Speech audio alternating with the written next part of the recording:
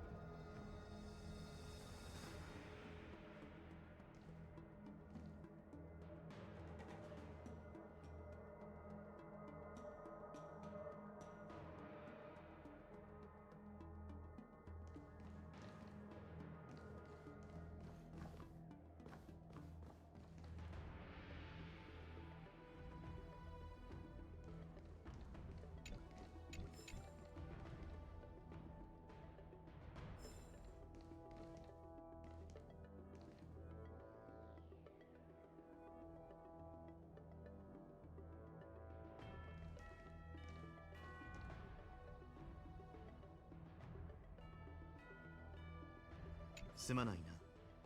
優秀国での証言の記録にはそれほど時間はかからないと思うが。And I'm going to need to apologize. I've been rambling to myself all this time and my microphone hasn't been on. I'm really sorry, really sorry. Goodness, I'm clumsy. Well, it must really be quiet today. Nobody pointed it out. But yeah, sorry about that. So once again, hello. Welcome to my challenge run that I did explain and completely forgot to turn on the microphone. So let's just do the rerun right now. So this is the list of characters that I am allowed to use. Gold Star are the ones that I am allowed to use immediately because I have them and have unlocked them. Silver stars are unlocked, but I don't have the characters. And today's agenda is specifically continuing this specific quest as far as we can. Now, just now in the pool, goodness, this is really embarrassing to have forgot to turn on the microphone. I was hoping to get Japard because then I'd be able to continue with Amphorius, but no, looks like it's not happening this time, and I really hope that I manage to get in before the cutoff point, which is going to be doing the part 1 of the Fate Collab, the original Fate Collab. After that is the cutoff point. If I haven't pulled Japard with the silver tickets by then, I will force a guarantee. Just to avoid having to continue this for unnecessarily long amount of time. I mean, we cannot even clear Nicanor at the moment, so without a proper tank, so we are a bit delayed. So yeah, that's the short version of everything I said up until this point, and didn't even notice because the microphone was off, but hey. Now then. Apologies about me being clumsy, and let's continue with going to jail to make a statement. No, we're not being imprisoned. We are just going there as a witness to make a statement and tell what we saw, what we experienced, and get caught up with whatever happens there. これから死者を呼んで2人を獣王市文字部の半岸のところまで案内させよう。そこで証言を残せば帰れるから。何も心配することはない。Hey there. わかった。将軍の言う通りにしよう。 Let's get going and prepare our minds for what is to come, because while I'm not sure if we will actually make it to Hule, what I do know is that we will get to Xiao Chao's unfortunate circumstances. So, I'm not going to say get tissues, but prepare your hearts. This is gonna hurt.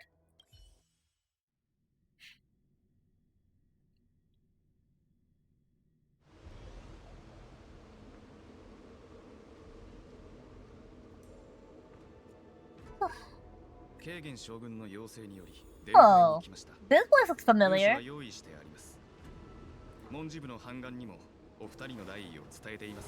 Oh wait, we've been here before. Yeah, the entrance to the prison is right here. Right underneath the Scale Gorge Portscape. So, like, suppose it makes sense. 何年ぶりだろうな。 Considering またここに戻ってくることになるとは。 the Vigor were involved in this construction. But yeah, Danhall, I'm so sorry you have to be back here. I know you're not going to enjoy this at all, considering how much time you have to spend locked up in here. 炭鉱。 I mean, who cares if he was technically born here? Having to spend all those years from birth to adulthood in jail, being read at the sins of your past life, and then told to get lost and never come back, that's gonna leave a mark. 俺は大丈夫だ。 Are you sure you're okay? Because I will give you that hug if you just ask. 準備ができたのなら、獄門を開きますね。 So then, is the Seckling prison really inside the Scale Gorge Warscape as well? 厳密に言えば、優秀国は複数の同点の中にあるんです。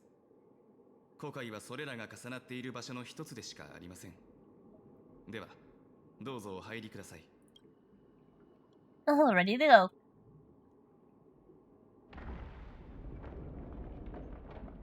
That door is actually really scary. You know, you actually get an achievement by getting caught up in it.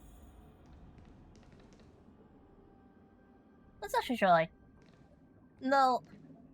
The question is, which character do I dislike enough to crush? Because I think I kinda like them all. Yeah, I like every character it's used, so I really don't want to crush any of them. You do get an achievement. Yeah.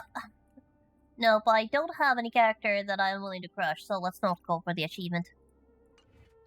But what you can do is go towards the doors and back up enough to trigger the doors closing, and then come back. Now, right now, the doors are staying open because of the story reason.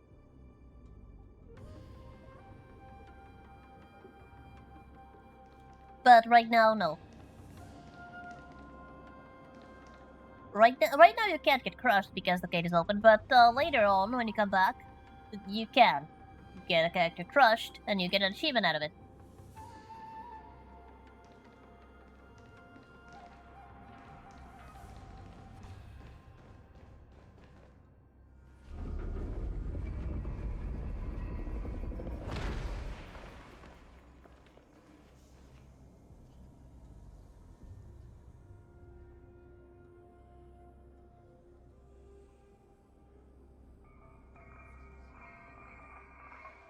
And there's the guests from afar, who are also here to confirm 何を見て a いる certain prisoner condition, and also to.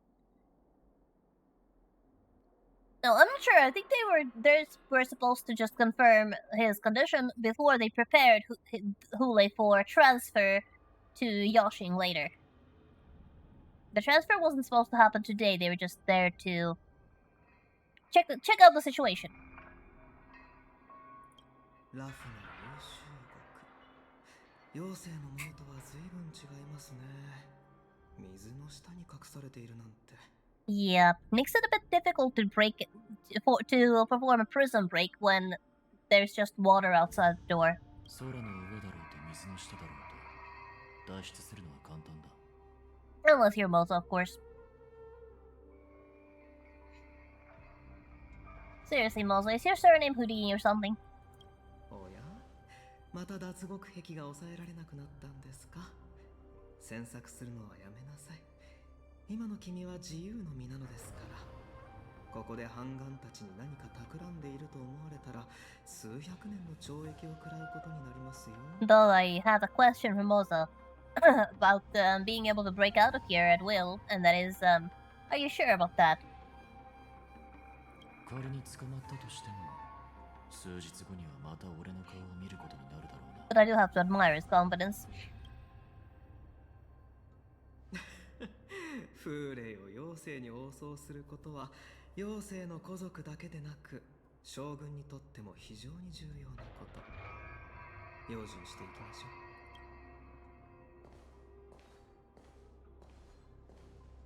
うはじめまして。私は節井と言います。 There's the guard. サジブの命を受け、ここでお二人を待っていました。 Good to see you again, Shieyui.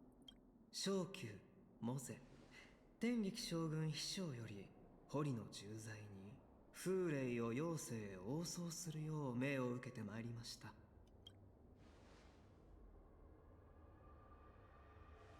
No 今回 handshakes. は風霊の収容状況を見て応送の下準備をすることが目的ですハンガンさんもすでに知らせを受けているでしょうはい。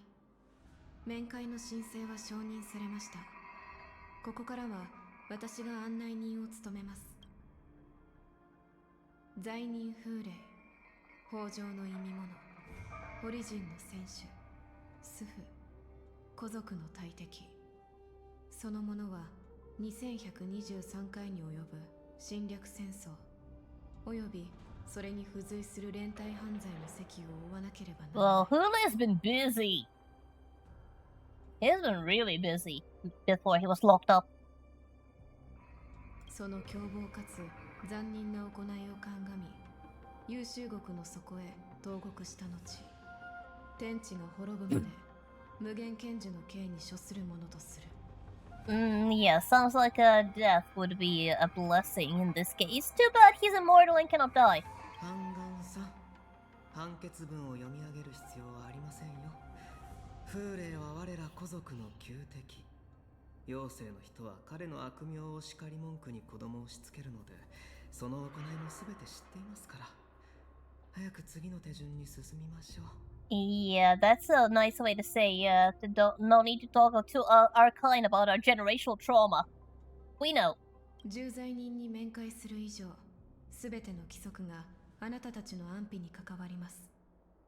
幼い頃から風霊の伝説を聞いていたとしても、彼を正しく認識していることにはなりません。優秀国の底に閉じ込められているのがどのような意味物なのか知っているのは獣王種の半眼だけです。ラフの先代剣手渓流が風霊を捕らえてから早数百、優秀国は風霊に食事を与えたことはありませんが、It's gonna be one そ hungry れでも wolf. 奴は生きています。これは記録にあるホリジンの生理機能と一致しません。Yeah, Huli must be famished after all that time. But this also gives us a timeline that, since Jingliu defected 700 years ago after falling to Mara, or approximately 700 years ago, in this case the 700 years is a rounded number. It can actually be anywhere between 700 and 800. But regardless, 700 years ago was a busy period. But yep, it's like 700 years at the least that Hule has been here. Hasn't been provided a single snack, and yet he's still alive and kicking, in spite of everything he has to go through. Though, a certain other person's jail cell is also down there. If you bother to listen and read the references, you'll find out that it is actually very likely that Hule and Danfeng may have actually been aware of each other. Assuming, of course, that the jail cells are not soundproof. If they are soundproof, then obviously they could not have known about each other. But since their jail cells were right next to each other, if there's no soundproofing, then they likely knew about each other, even if they never held a conversation. 刑事部が作った無限剣樹は罪を重ねた意味物に苦痛を与えるための警具です。ほとんどのホリジンは剣樹刑に3日も耐えられずに死んでしまいますが、あの妖物は違う。剣に刺されてもすぐに回復して、今でも刑を受けながら生きながらえているのです。Yeah, how are you supposed to get rid of that? この凶悪な獣の異常性こそが規則を必要とする理由です。ここまで言えば理解できるでしょう。Basically, Hule is too dangerous to be left alive, but they cannot actually do anything about it, so they are resorting to the second best thing, which is keeping him locked up and as weak as possible. 僕が戦慮でした。続けてください。風霊との面会における禁止事項をまとめたものをあなたたちに渡しておきます。So, here is reminders for when visiting Hule. That's the prisoner's name, Hule. Summary of crimes. The Origin Boarhead, a denizen of abundance. Accountable for numerous acts of invasions and associated war crimes. Accountable for the long-term enslavement of Foxians and utilizing their blood for alchemical purposes. And don't forget the acts of using Foxians as a source of food, which is what Borisid are known for.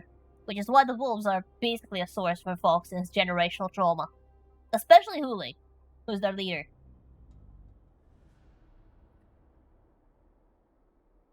Now, the detention method. This prisoner must be subjected to punishment of the Forest of Swords and never be pardoned.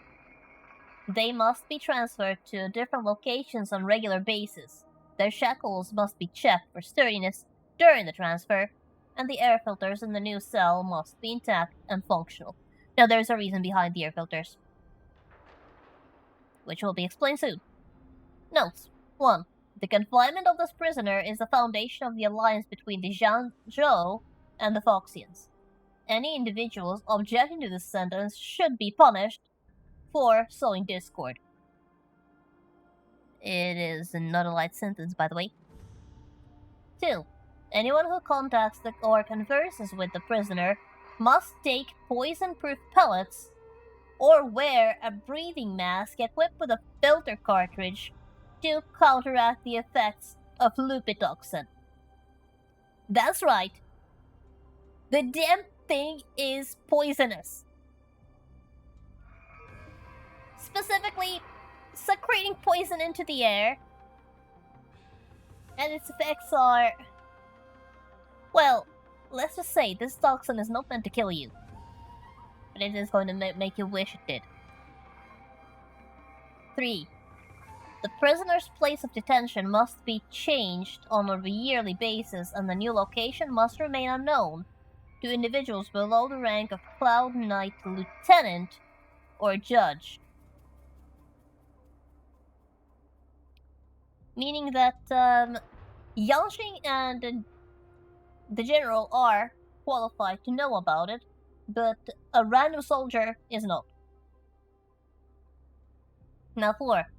Do not mention Jean Liu when conversing with the prisoner, for reasons that are supposedly obvious. She's the one who locked him up. それと次の階層に行く前に必ずこの弾薬を服用するようお願いします。得体の知れない薬を飲むつもりはない。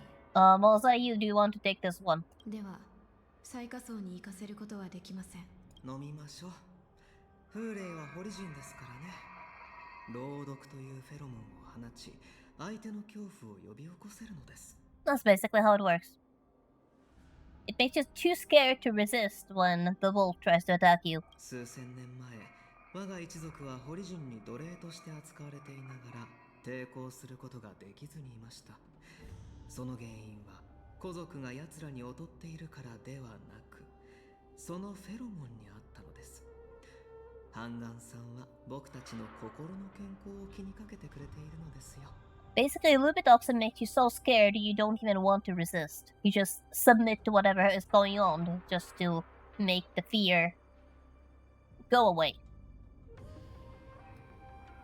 Or not even go away, just to put up with the situation. It makes you too scared to fight back, essentially. If it weren't for that stuff, I'm pretty sure Phoxians could have held their own just fine. But they couldn't. And Mose, you better listen. Listen to the doctor. やっぱり君は話のわかる人ですね。薬は飲みましたので、行きましょうか。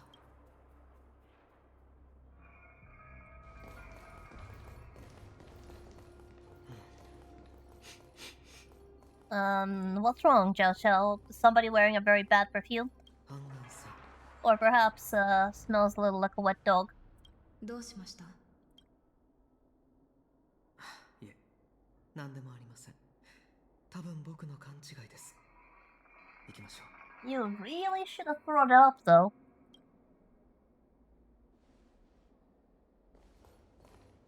I'm pretty sure in the Shackling prison that the most alarm-worthy word 着きました。 phrase that anyone could say is "It smells like a wet dog in here." And suddenly everybody's on alert because of the damn wolves. But yeah, back to us. ハンガンはまだ来ていないようなので、少々お待ちください。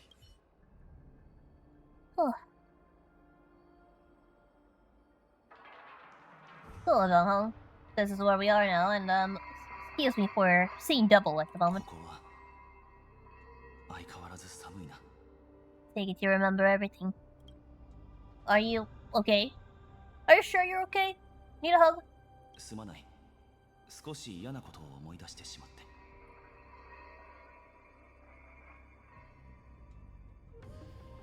You know, Donghong, no matter what happens, even if you don't get to escape your past, regardless of whatever the future may bring, we are always there for you. I'm always there for you. ありがとう。だが俺のせいでお前たちを泉州の事件に巻き込んでしまった。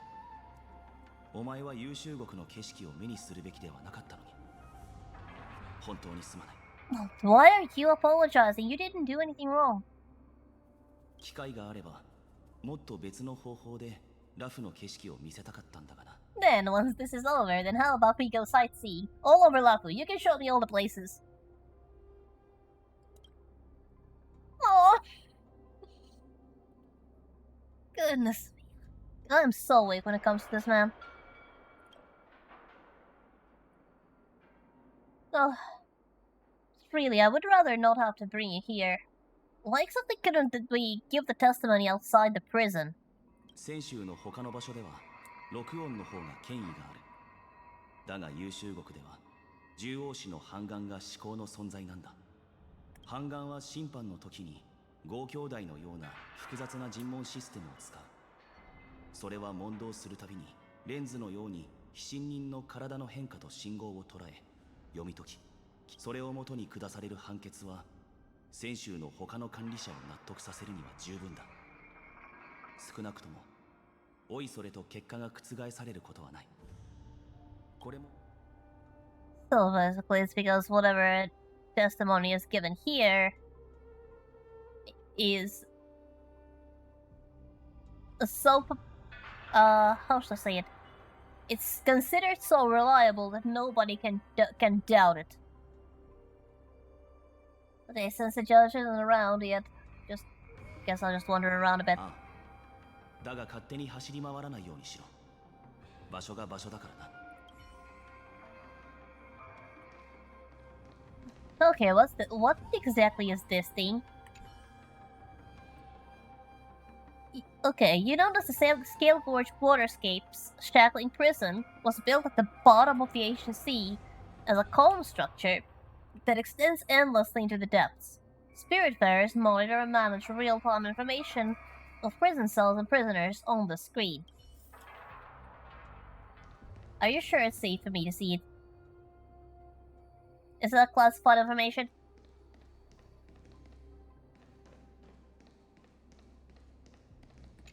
What of you? Looking down, you see a honeycomb of densely packed prison cells extending deep into the darkness beyond your view.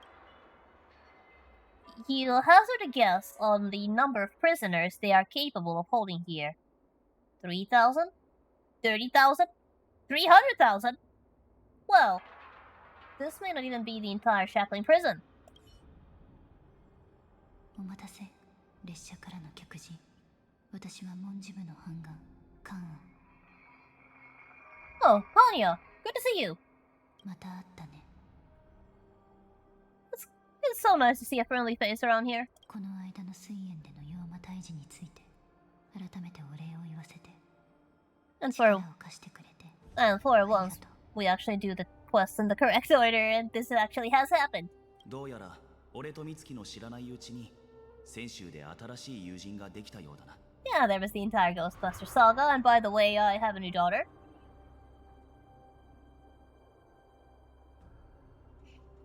Just kidding. Just kidding. Sorry about being cringe right there. But yeah, it was just a lucky coincidence. あなたとは確かに縁があるけど、獣王の御前で市場を挟むことは許されない。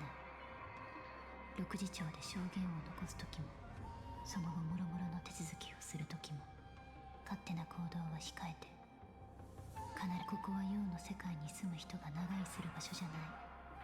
二人とも私についてきて。 Well, I'm pretty sure neither of us is considered an ordinary mortal, but lead the way. では案内を頼む。私が機関を起動させるから足元に気をつけて進んで。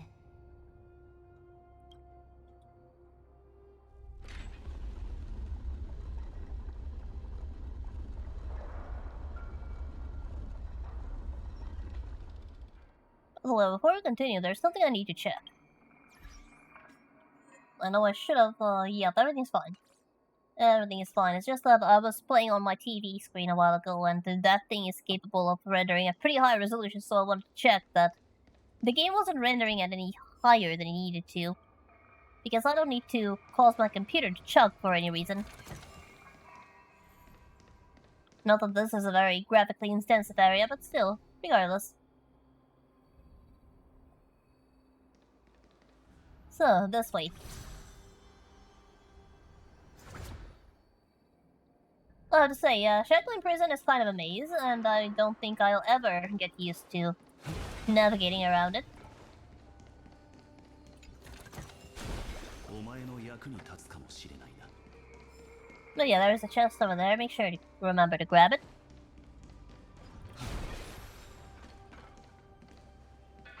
And we are just going to head down until we get a cutscene. Just follow the quest marker. Move along. Oh, wait. Let's grab that. And also set up the buffs thing for when we are finally thrown into the next quest. By the way, there is going to be a few of these flying around. You can solve them as you want. The maker of these is also in jail here with us. Now this is actually a little different from the standard one. Guess well it is working like a standard, but there's really nothing strange about these. Except that this time you actually don't rotate anything, you just stack some things in order to make the correct pattern. Just a drop in a bucket. Hex Pass acquired, and 20 Stellar Jades as well. Which is one of the reasons to actually continue doing the puzzles. It's the rewards.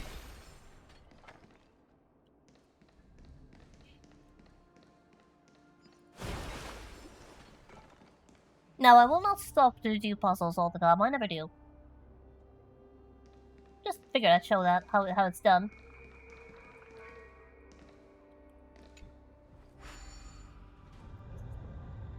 So let's interact with the scary dog statue and head down to the lower floor.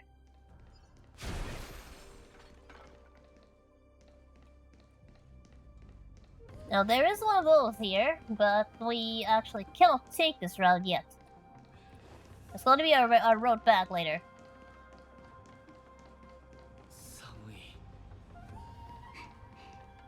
ここは極地童貞北合法の霊気を取り込んでるの It's freezing out here. 生命力が強い長命種でもこの寒さには耐えられない Now the checkpoint is actually over there, and over here. We have teleportation points. Now, as I said, this place is it's a maze. I've played this game for years. I've been here several times, and I still cannot navigate the Shackling Prison reliably. But basically, you can rotate. You can interact with these to rotate these. But right now you cannot do that because we are part of the story section. So let's not resist the story and just follow along. There's a chest up there. And I believe this is the place where we had a rather interesting encounter later. Right now, there's very few encounters specifically because we are in a story section. A lot of the little tidbits are something you can't do just yet. Like, you cannot actually get that chest over there. 二人とも今何か聞こえなかった Are you sure this prison is safe? 確認してみよう It sounds like something is trying to hit something. Yep, cannot interact with it, which means we cannot get that chest over there yet.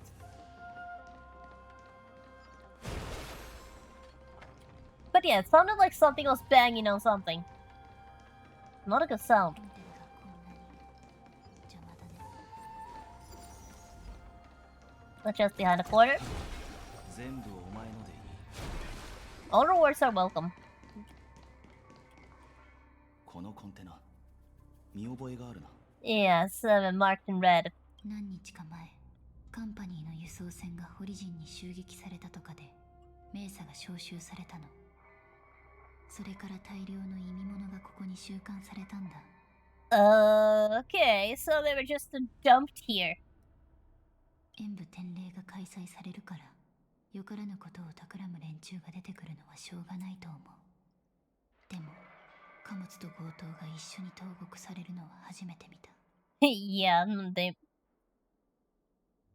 that is definitely interesting. But I can say from personal experience that the Max in those crates are no joke. それなら私も聞いてる。博識学会の人が何か危険なものを作り出したって。因果伝の書類には彼らに関する記録がたくさん残されてるの。コンテナの中のロボット、外見がホリジンに似てるんだけど、彼らはこれを使って何をしようとしてたんだろう。No idea, but I do know that those things are aggressive and therefore defective. とにかく私たちは先を急ごう。So it's probably the best that the cargo is here in jail with us. おかしい。収容物の二次検査は Uh-oh. してないはずなのに。Uh-oh. Sonya, be careful. No, that's not good.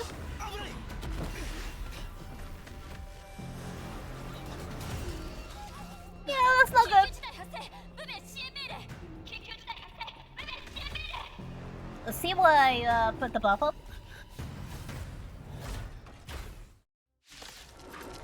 Yeah, that's why. 何で動き出したの？おかしい。警備員が動きしない。 Yeah, something is definitely going on over here. That is very suspicious. つもりはなかった原稿 Now, thankfully, we only need to do this once. 船員は権限した Don't mind the little wolf. The little wolf is going to get defeated regardless of what you do. Just focus on the big one in the 世 middle. を注が Now, once again, I don't have an E2 Waffle, so I don't have extra benefit from keeping the stats above what I absolutely need. Or should I say above the minimum. So as long as I only have 1 point in her stats, that's gonna be enough. So just basic attack, save on a speed.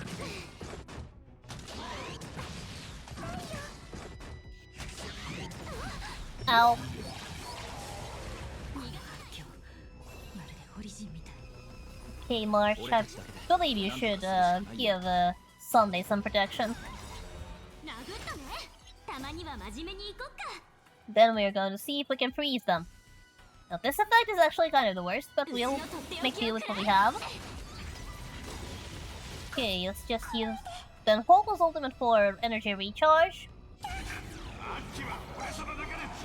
Also resets her stacks nowadays. Now, Dunhong is the next in line, plus that effect is not exactly nice, so I'll just get rid of the debuff, あなたを守り導こう while leaving Dunhong some extra attention. 原稿の I'm going to go after the one on the left, the one on the right, and then do an ultimate. This one should die. Oh, sorry. Just as I said. 権限総理世を注が Just as I said. Oh well. Not that big of a deal. 名声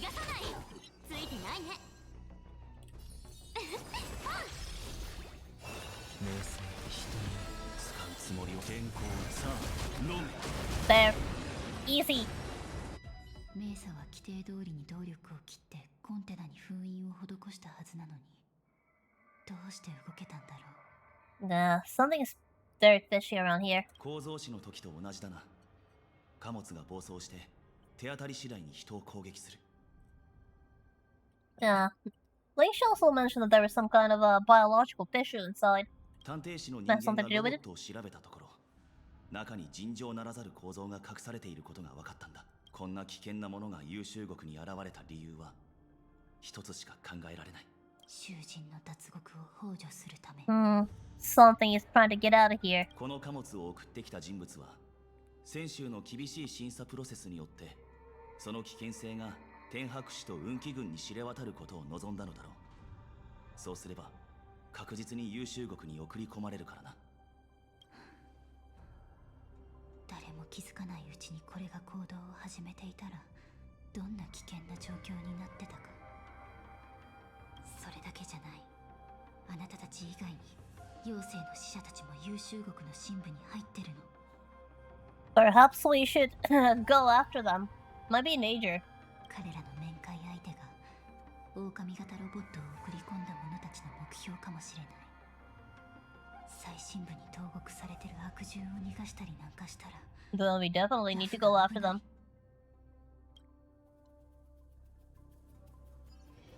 But first, we need to go to their point of view. What exactly happens on the other side? ハンガンさん、もう着いたのですか？ And this is Xiaochou's point of view.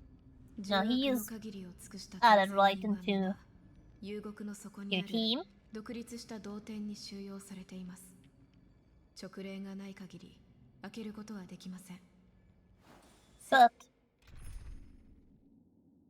and also we cannot remove him. And since he cannot be removed, he may be used. It's that 手帳が simple. 道を開き、名刀が道を照らす。 Not that it matters, really. ここの石道路を通せば、 I do not believe there 遊牧の is 底に通じる道が現れます。 any specific combat encounter with Xiao Chou. So he may stay on the team. Though I may be misremembering. So then, Moza, you are being good boy, took the medicine as you were instructed, and you think you're going to watch my back, right? Look at Moza, who shakes his head lightly at you. Guess this isn't really the time for jokes. Perhaps the stifling and somber mood in the shackling prison has gotten to him. That's why he's neither up for chatting nor humoring you. He's not in the mood to converse with the old folks. 転倒するために必要な図 Not that he's exactly that old. 確認してください。 Right. The markings on the stone indicate the order in which the Stygian lanterns need to be lit from the bottom to the top. You can check that any moment.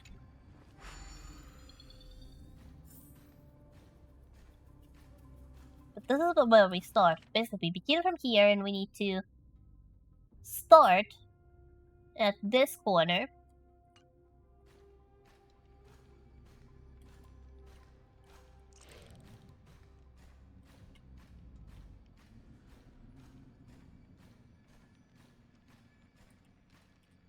And light this lamp. Basically, we need to open the way. And then next up, since we are here,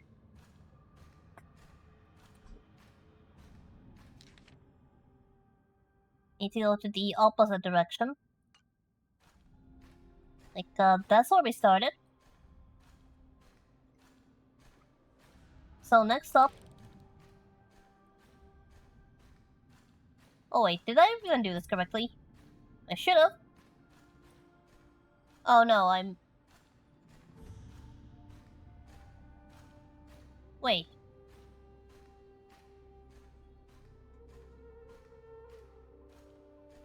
Now this is kind of an annoying thing. Because the map and the diagram are actually mismatched.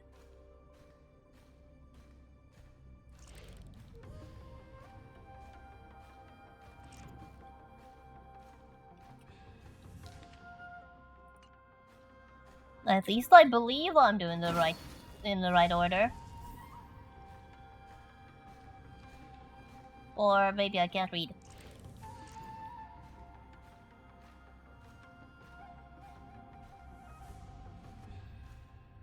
I think I've done it wrong.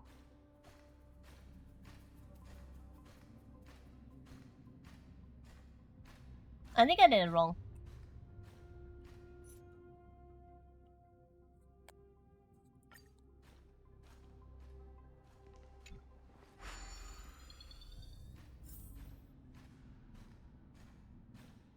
No, we are at the starting point. So we are here, so the first thing we are supposed to do is go straight on. Yeah, I did it wrong. We go straight on and light this lamp. Then we fly around the wall and light that one. Yep. And then finally we light the last one.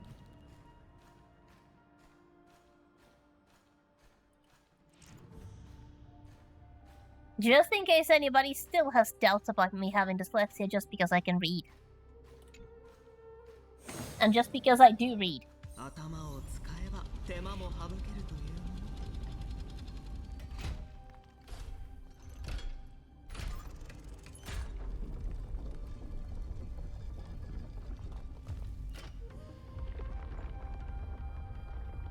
Believe it or not, I actually have been trained to read a map and navigate with a compass. I'm just really bad at it. And there's a chest over on the opposite side, so can't forget to grab that one before we head down.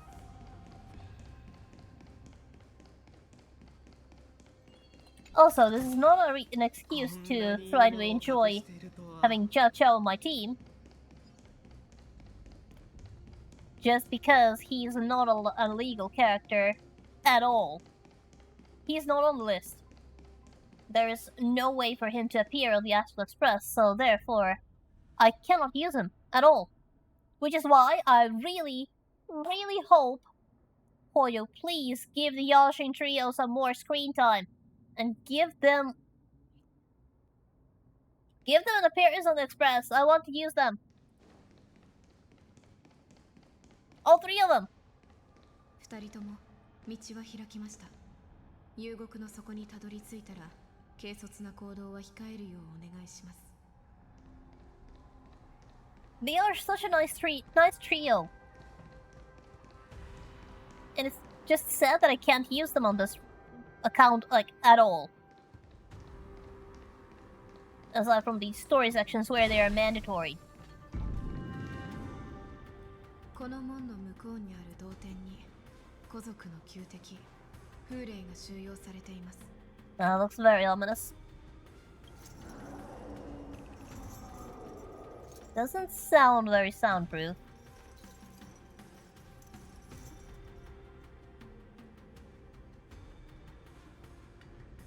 I can definitely hear him, and I can definitely see the effects of his existence. 慣例では、妖精の施設が100年に一度ラフを訪れ、風霊の状況と生死を確認することになっています。獣王氏の判決により、風霊は無限賢樹の刑に処され、日々苦痛を与えられていますが、私はよく知っています。妖精の施設たちが真に望んでいるのは風霊の死だということ。残念ながらこの700年間、彼らはいつも失望して帰っていきました。あれは殺せない悪獣なのです。Yeah, the wolf is not coming down without a fight. 向こうの命を一つでも救うことができたなら、奴が犯した罪も少しは償えるでしょう。 Going to take one heck of a medic to take Hule's poison and use it for medicine. And a lot of research. And it's going to be difficult to get it approved as well.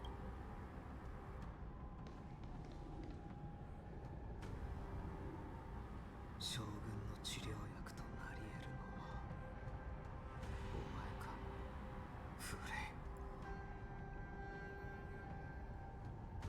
イ。 Right.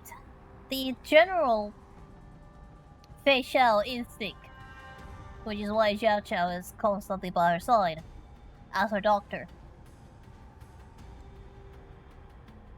Managing her condition while also looking for a cure on the side. Gone so far as to even consider the poison as a potential solution. Must have tried everything by now.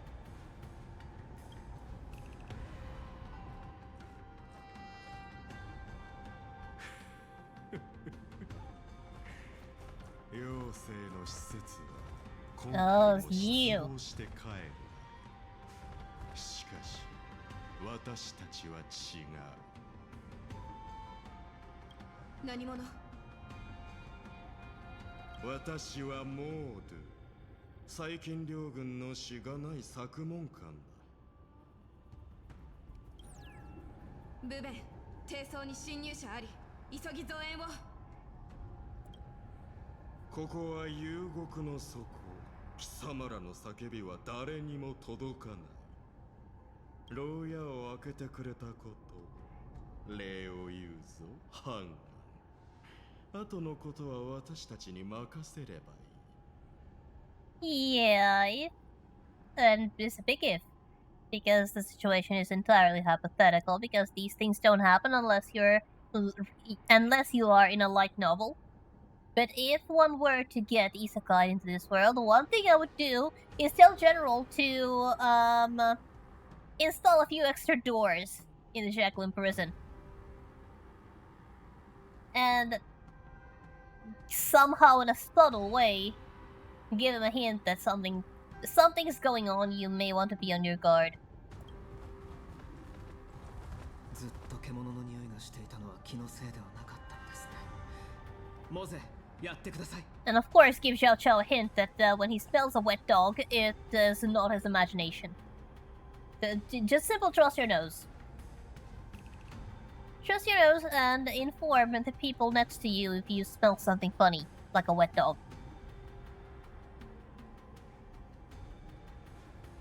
二人とも意味物どもを近づけさせないでください。 And a lot of pain and suffering could be avoided that way. 意味物が多すぎる。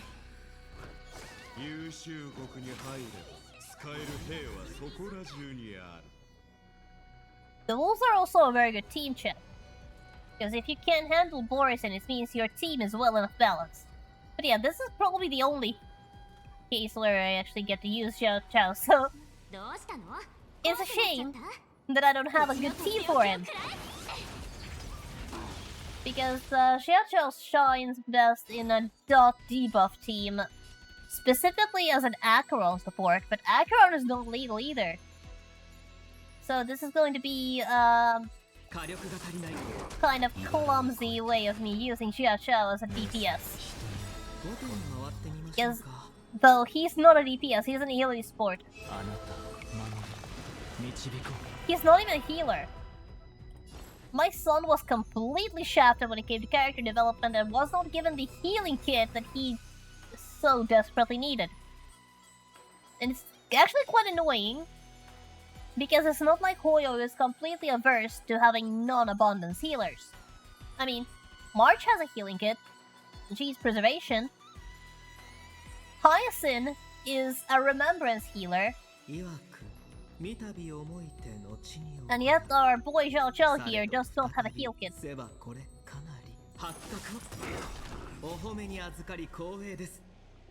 I feel sorry for him. He needs a buff.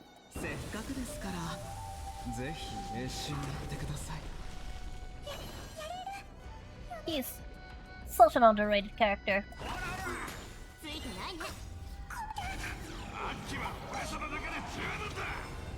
Yeah, energy up. Let's give Sunday some protection. Usual March and Huohuo can protect themselves, because March has the defense and Huohuo has the HP, but Sunday's a class. Sunday's made of doesn't have that much defense, and I don't even know Xiao Qiao's current stats.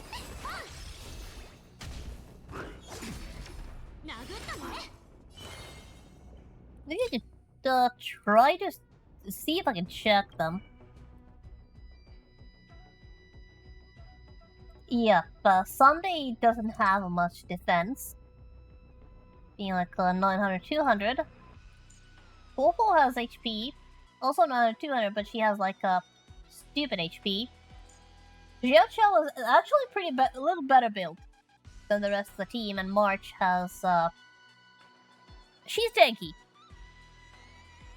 Okay, so Xiao Qiao can take a hit a bit better than Sunday.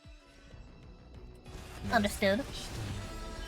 But regardless, for the sake of this challenge, play him like a DPS.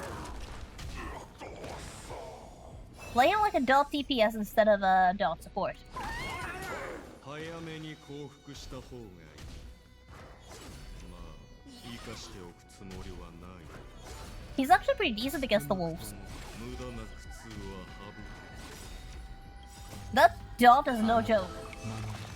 導こ お褒めに預かり光栄です。 So, time to turn up the heat and, well, せっかくですから、 cook him ぜひ召し上がってください。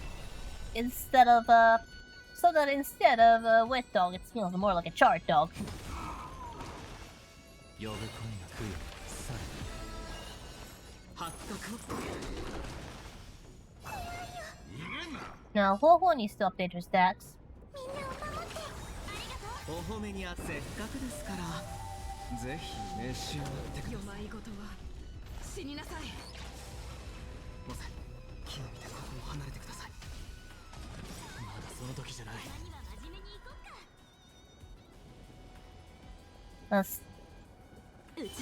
It's time for things to get serious. So Xiao Qiao 意 is 志はいらないと。 basically begging Moza to go.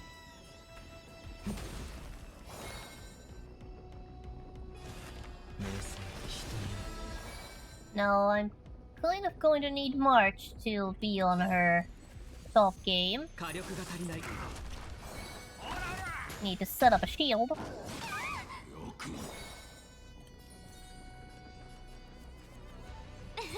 Protect the DPS. この身をあなた Sunday. 守れ導こ Then Xiao Qiao turn up the heat a little. せっかくですから、ぜひ召し上がってください。 I don't think the pot is boiling hot enough. 動かない方がいいですよ。 Needs more spice. う茨を越えて食う A bit bland. 後手に回ってみましょうか。 And still a bit undercooked. 発覚を。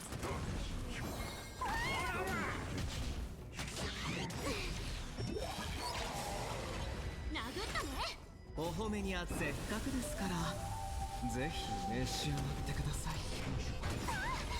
So if you're wondering, how do I like my wolves? How do I like my boars? And the answer is really well done.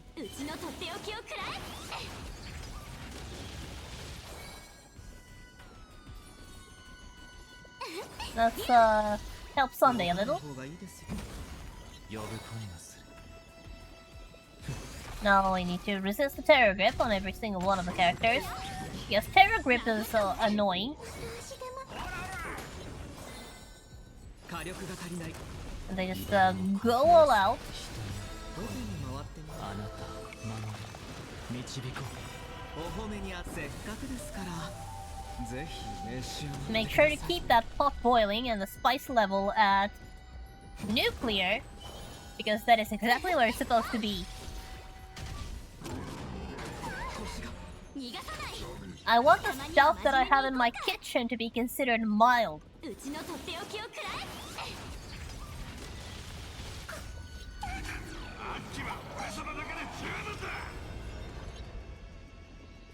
But hey, it's not my fault I have to tone down the spice. My roommate has a cat's tongue. And I'm the one that said that's a cat. So it sounds very funny.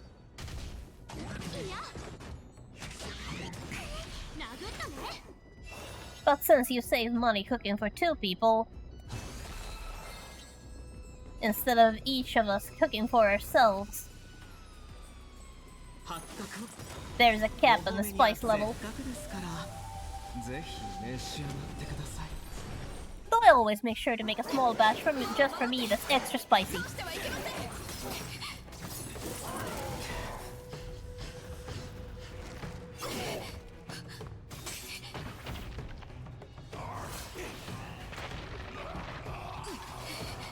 Oh no, something's gonna break.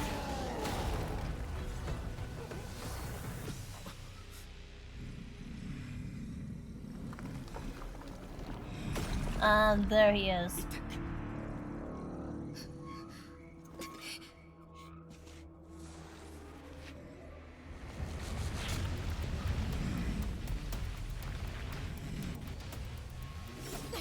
There is a source of Foxy's generational trauma.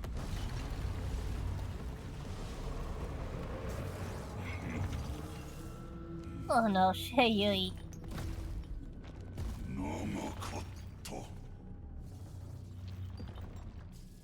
I'm worried about her, but don't worry, she'll live.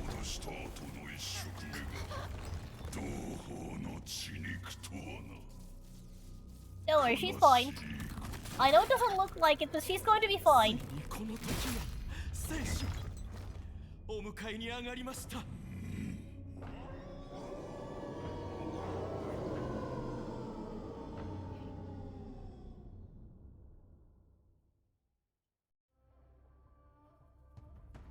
前回の借りから請求は何回回った。ドゥーランの子よ、貴様の名を教えろ。This time to make introductions. Meet Hule.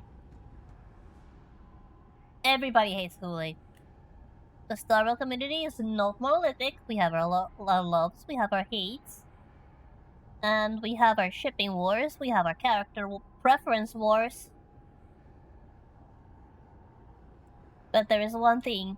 Well, there are a few things where we come together and agree on. And one of them is that everybody hates Hule. For one reason or another. 偉大なる風霊火眼、古族の大敵、主上の狩人よ。我が名はモード。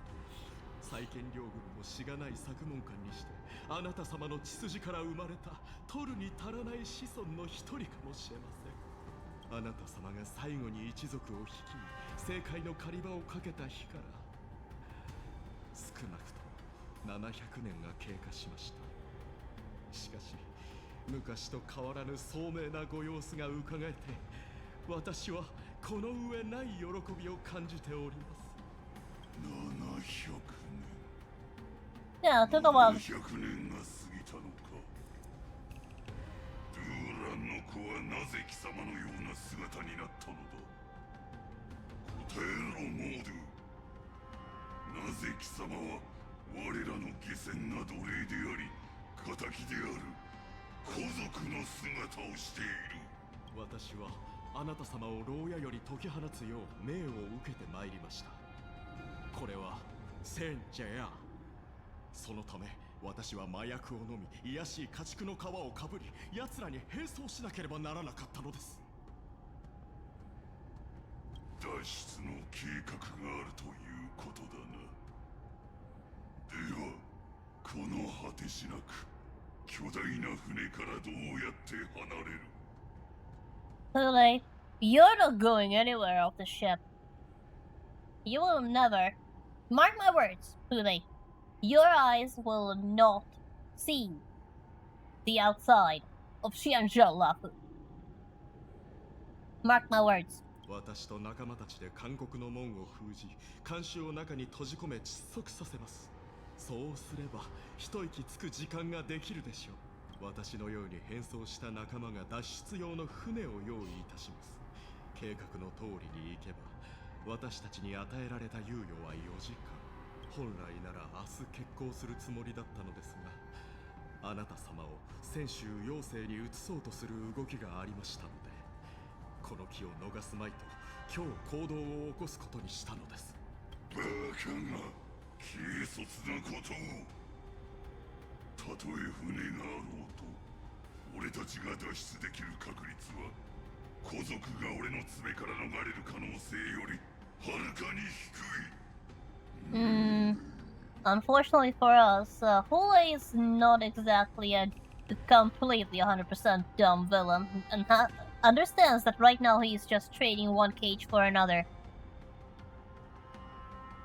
Right now he has not yet managed to acquire a key to his freedom just because he's out of the cell. あなた様をお救いするためにはこうするしかなかったのです。私を派遣した長生の主の使者が言っておりました。かの者の帰還だけが長きにわたる堀人の分裂を終わらせることができると。この作戦に参加した仲間たちは皆覚悟を決めております。貴様のように狡猾に生き延びようとする弱者でも計画の中で愚かしいほどの勇敢さを見せるとはな。はは。では参りましょう。離れる前に貴様らが口にした麻薬を俺にもよこせ。 And as much as he hates the thought, he knows the only way for him to hide is to hide in plain sight. まさか卑しい家畜の皮をかぶるおつもりですか。それはあなた様のご尊名を傷つけることに。アホ、いくら偉大であろうと自由でなければ意味はない。ここを離れた後疑われない風貌が必要だ。御意のままに。あの古族の奴隷は俺に捧げる食料か。 Hey!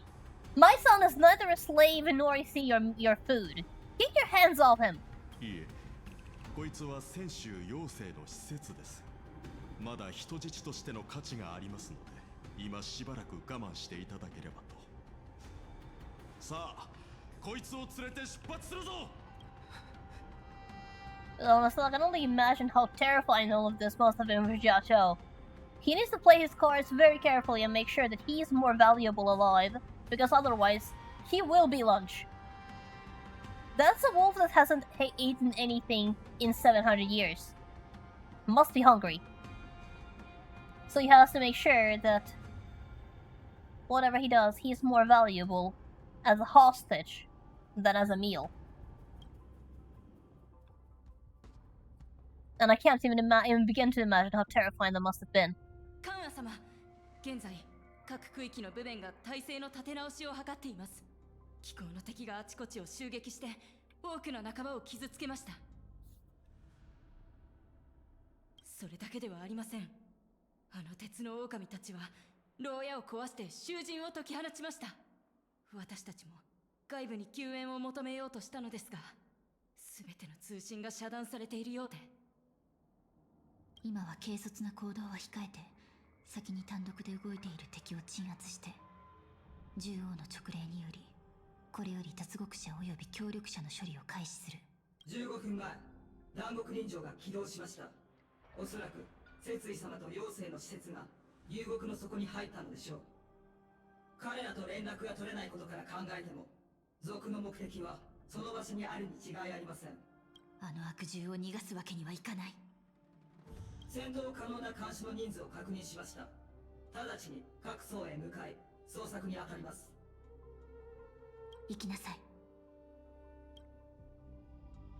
襲撃者がここまで大胆な行動を取るとは、きっと長い間計画を練っていたんだろう。うん、そうだと思う。でも堀人は暴力による殺傷を好むから、今回の周到な計画は奴らの発案だとは思えない。今は緊急事態。細かいことは振り返りの時に考えよう。二人とも私に力を貸して。I'll do what I can. So yeah, like I said, wherever we go, trouble follows. We have the protagonist syndrome.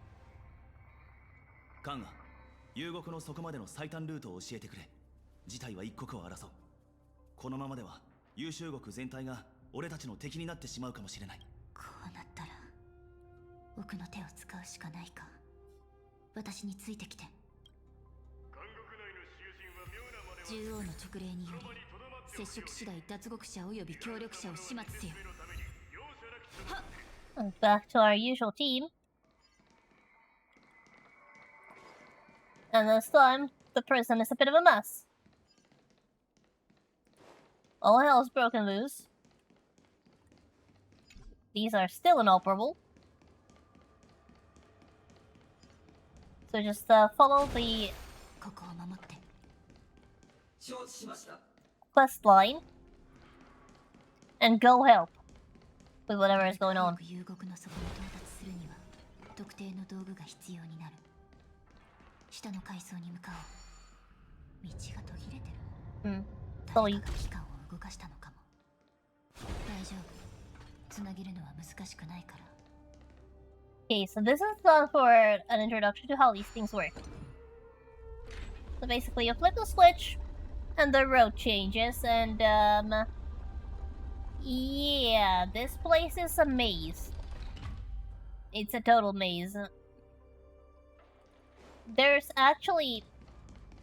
are chests, like actual treasure chests, hidden inside the walls. And you need this thing to actually get access to them. Now, right now, I will just focus on the story. Yes, it's not really relevant, but there are a lot of chests here that are not easy to acquire because they are either hidden inside the walls and have to be exposed by turning the stairs, or that are unreachable by running. So you have to use one of those side cranes to get to them in the first place.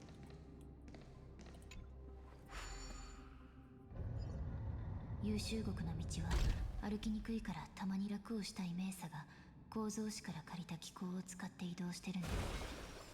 犯人の逃亡の助けにならないよう本来なら教官兵が Yeah, that's one over here. も禁止されてるんだけど今は禁令を気にしてる場合じゃない。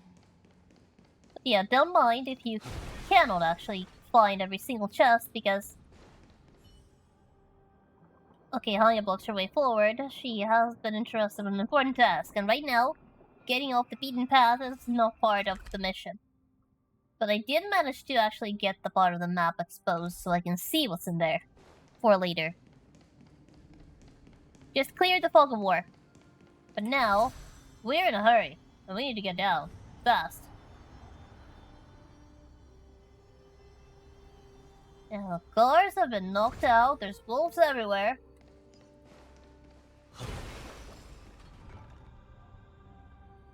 Only need to grab a buff from Sunday. もう丹国林城が通路を開いてる。間に合うといいんだけど。You can ignore those wolves. 筋でいて。Oh, don't worry, Hanya. Your sister is going to be just fine. She's going to need she's going to need a new body, but she's going to be okay. She's alive. Oh, as alive as she can be, considering she has been dead for centuries.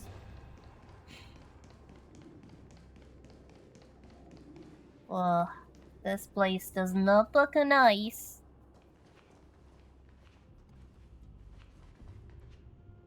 少し前にここで激しい戦いがあったようだな。Yep. There was definitely a fierce battle in here, and don't mind the smell of charred fur.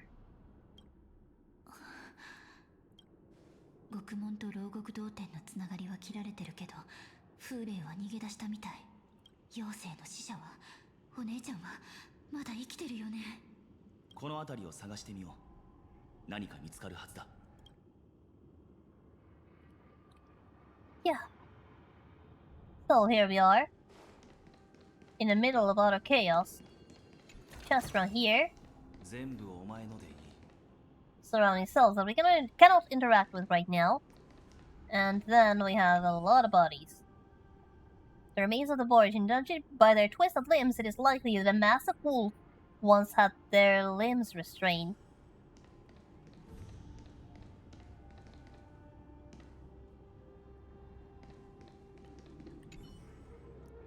The sharp fangs grown checked along the deceased protruder's lower jaw, bearing an uncanny resemblance to the other boars and corpses. You begin to see why the boars could easily infiltrate the lower levels of the Shackling prison. They not only shapeshifted into Cloud Knights, but into Foxians too. Yep. We're supposed to look for Sheiyui. And she is right over there. Well, she's a bit worse for wear. 説意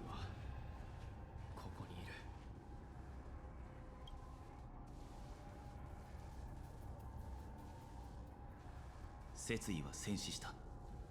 カンが気の毒に。 No, still early for condolences. え、違うけど。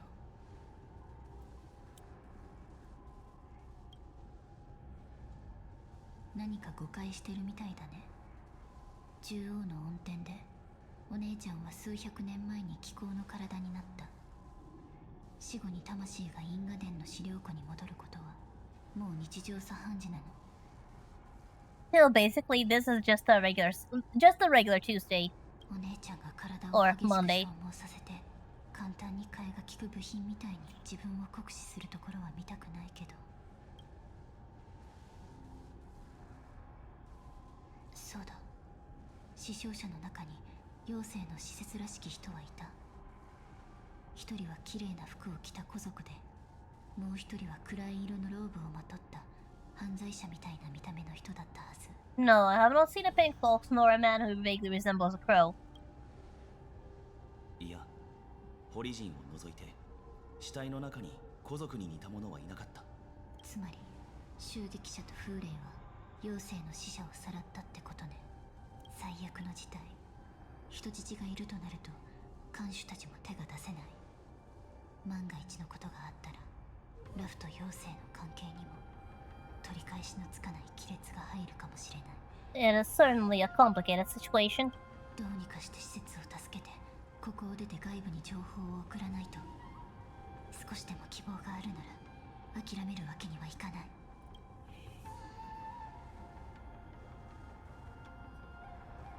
ところで、カンガは何か見つけたのか？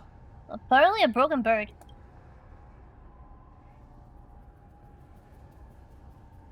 A broken bird that is staring at us and speaks. What the heck?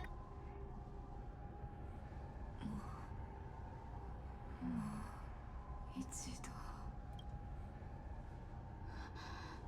お姉ちゃんだ。お姉ちゃんの魂は今も頑張ってる。まだ因果殿に戻ってないんだ。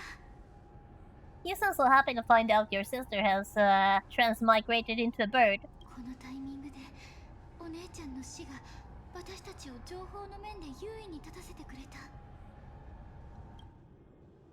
Though I suppose it is better than the alternative. So this is basically just electronic garbage. And this is where actual Sheiyui is at the moment. そんなにひどくないみたい。これを修復すればお姉ちゃんはかりそめの体を手に入れられる。 So I suppose it's time to do what we do best and play a mechanic. So I need to get this there and that there. It's actually kind of tricky, but not that hard. That should do it. カンア、私戻ってきました。 The speech module sounds a little busted, but looks like you are at least moving and capable of communication. おかえりなさい、お姉ちゃん。こういう時どんな顔すればいいのかわからないの。喜び、嬉し泣き。お姉ちゃんがいろんな姿で戻ってくるのにはもう慣れてるもん。 Ponyo really only shows emotions in her voice whenever she's talking to her sister. Until now, she's been completely emotionless. But now, with Sheiyui, she's sounding less robot and more human. And also, the new form is kind of cute. 今は冗談を言っている場合ではありません。 Wasn't joking, you know. It is cute. この体は私のすべてには耐えられません。お姉ちゃん、死んだ後に何を見たか教えて。 Through intermittent in its delivery, the Cycrane provides 妖 them 精の死者 with の an 一人 account of を what 脱 happened. 出した。もう一人は賊に拉致されて上へ逃げられたのか。ホリジン以外に目に見えない侵入者がいる。 The 目に見えない侵入者。そそれってどういう意味？ Those once again. 一体どれだけの陰謀が絡み合ってるの？ I have to say, I cannot stand invisible enemies. And that's one of the things around here that is kind of frustrating. お姉ちゃん、お願い力を貸して。襲撃者が優秀国の内外の通信を全部遮断したの。今邪魔されずにここから脱出できる人じゃなくて、鳥居はお姉ちゃんしかいない。だからどうかここの状況を外に伝えて。私わかりました。カンは気をつけて。 So Sheiyu is going to fly as fast as possible out of here to deliver an SOS that, hey, traps at the fan, there's a prison break, カンガ and wolves も are う on 時 the 間が loose. ない。これ以上もたついていたら堀人が監獄から出てしまう。分かってる。もし途中で先に逃げたっていう妖精の使者を見つけられたら、風霊の脱出を阻止することが最優先かも。 Just grab that, and there's no need to fight those guys since we already took the chest from there. There's nothing to gain except grinding ingredients, so we can ignore them.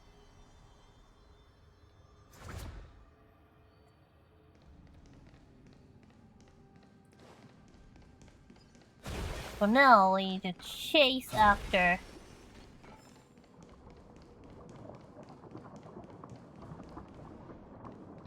Okay, there's a chest there and a wolf there.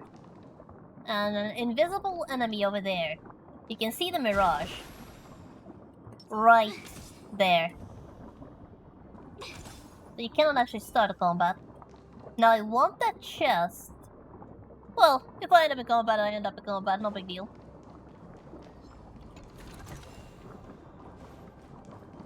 Though it looks like I was able to slap. Okay, that was a bit of a jump scare. Looks like they didn't manage to ambush me after all. Well, here I thought I'd run away. I guess I stopped running too early.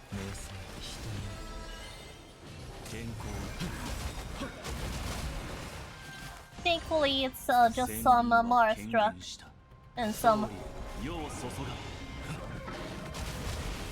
other kinds of birds. どんな結果であろうと俺が背負う。 Oh well. Time to head down. There's also one of those puzzles there, but I'm not doing it now.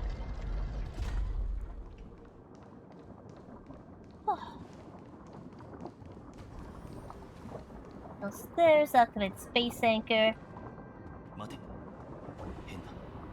何かが近づいてきている。 Oh, please tell me it's not one of those enemies again. まさか見えない侵入者。 Oh yeah, it's one of the Mars truck again. 二人とも気をつけろ。この陰謀は優秀国に収容されてる囚人じゃない。 Yeah, the situation is completely out of control here in the jail. つもりはなかった。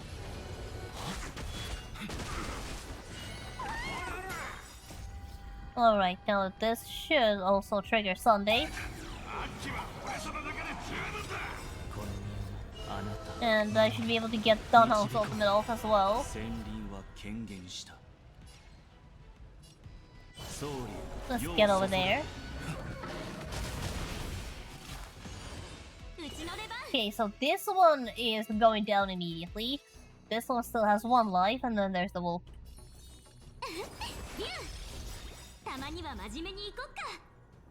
Two of them will be frozen by break damage. Let's see if the other two will.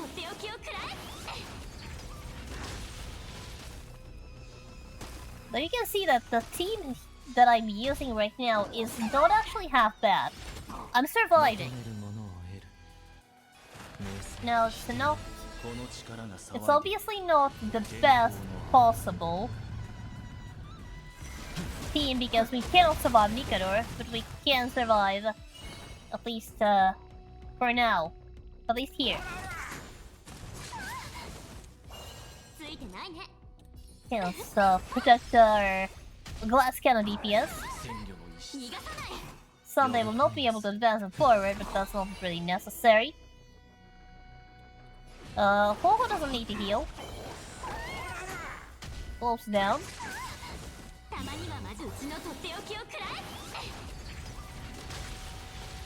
No, I think I should... I'm perfectly fine saving for the next wave.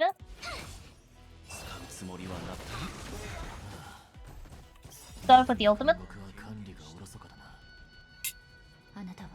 Oh, looks like my problem also. Yep, he just casually strolled to our side.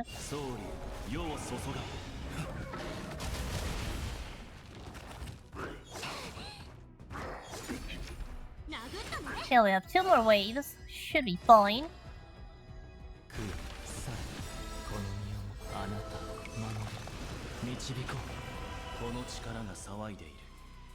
No. I'll actually save that skill point.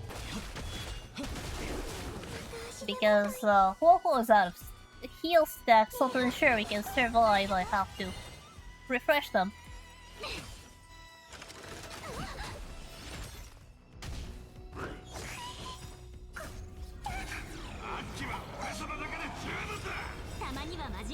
That's March's ultimate. Let's see.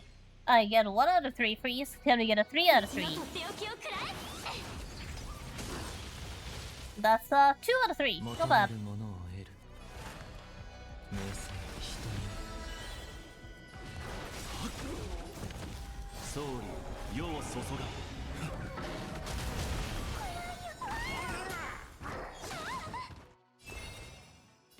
And put up a shield.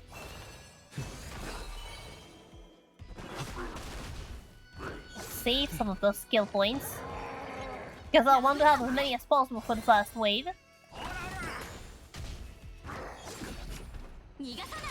We're fine.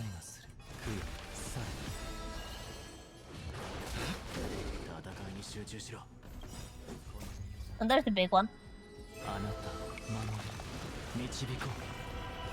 The reason why we want to save because we have the Disciple of Sanctus Medicus Shapeshifter as an opponent here.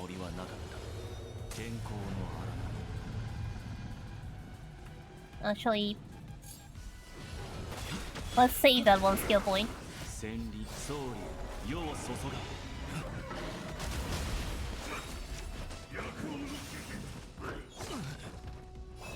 Just focus on the big guy in the center. Updates full stats.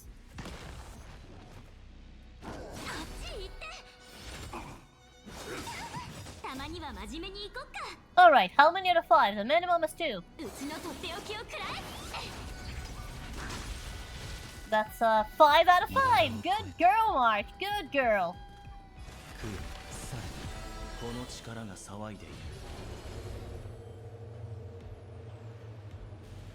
And let's go all the way.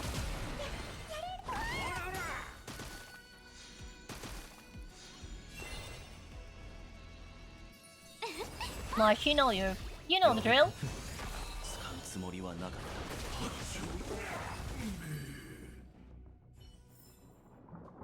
And that's a clear. Not much of a challenge there.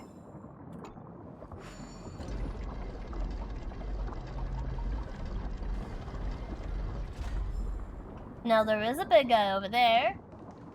A formidable foe hiding a chest, but we are not going to do that right now. And there is Moses surrounded by dead wolves. Good job protecting yourself. The man seems to materialize from the shadowy corners of the prison as if he could vanish in thin air any moment.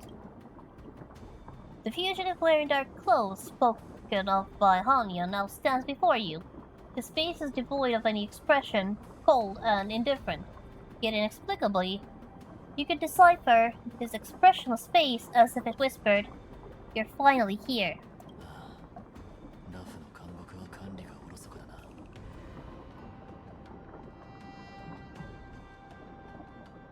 He already said that a moment ago.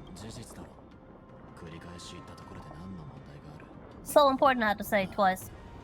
ラフの監獄は管理がおろそかだな。 Thrice. 現在、少なくとも2つの異なる勢力の者が侵入している。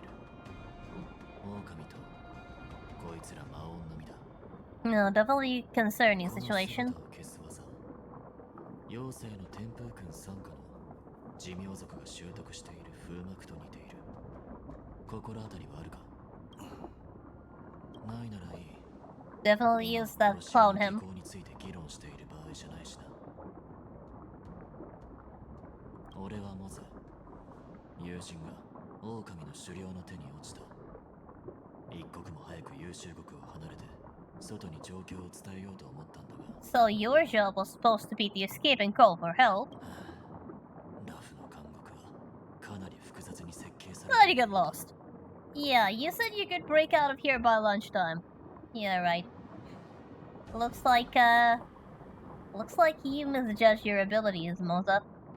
And now your friend is being captured. モゼ、私たちも可能な限りあなたの友人の安全のために力を尽くします。お前たちには無理だ。それに今はあいつの安否を心配している。 Hey, you're just gonna abandon your buddy? Yeah, that's just heartless. 友人が風霊の手に落ちたというのに見捨てるのか？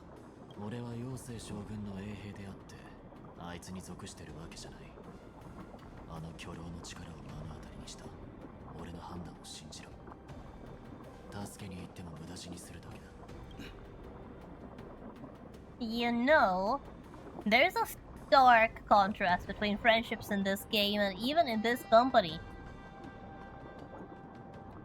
I mean, here we have Dan Hong, whose devotion level is, I will sacrifice everything I have, everything I am, just for you to live a few seconds longer. And here is Moza, Mr. Trying to save my friend is going to get us killed, so don't bother. Though I'm certain that he's not as heartless as he sounds, but certainly has a way with words. But considering that he does try to help Xiao Qiao later, I'd say he's not entirely heartless, but he has a way with words. He certainly cannot communicate well.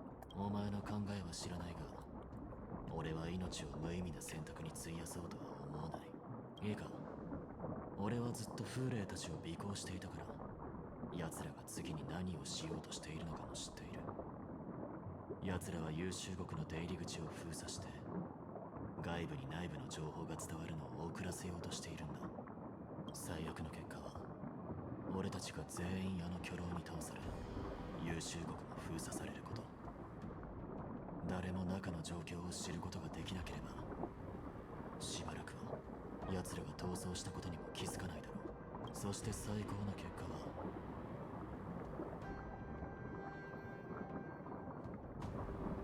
Well, the best case scenario given the circumstances we're trapped in here together.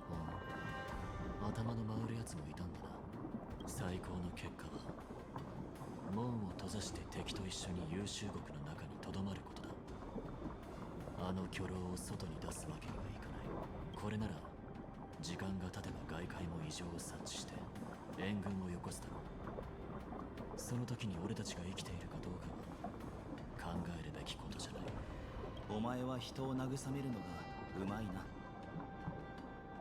俺たち妖精の人間はその一生を意義ある事業に捧げる。俺は絶対に生きてここから出なければならない。仲間が待っているんだ。私は冥界の者。もう一度死んだことがある。 Okay. Yep, Danhong has to get out alive. One has the determination to make it out alive. Hanya's already died once. Oh, and Danhong is technically also immortal.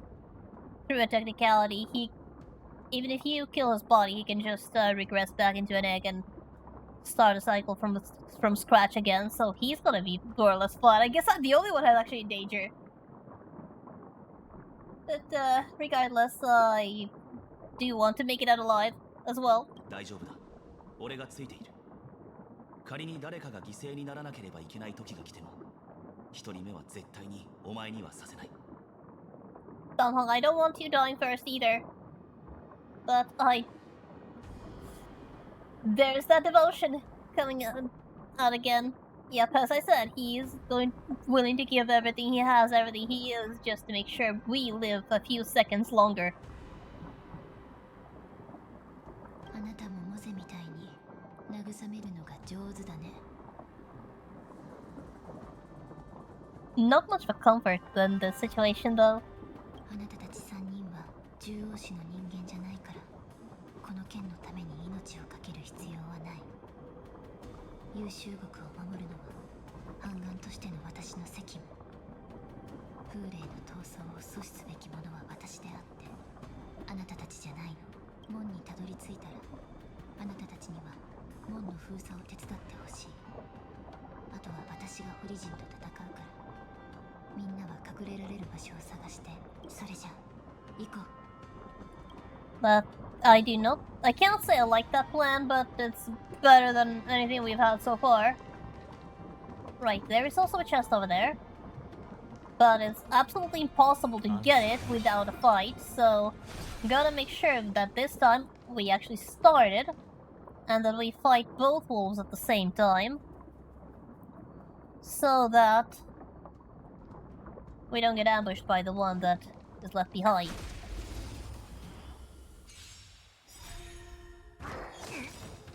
戦輪は権限した総理世を注が Let's say that sort of cycle start is あなたを守る appropriate. 導こう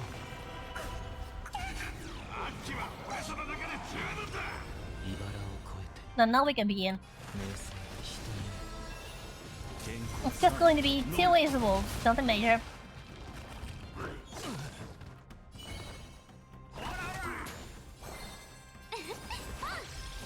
Oh well, I was supposed to shield Sunday. Oh well. たまには真面目に行こう。うちのとっておきをくらえ。 I'm sure Huoho can sustain us well enough. These are just scrub enemies after all. 求める目よさこの力が騒いでいる戦総理世を注が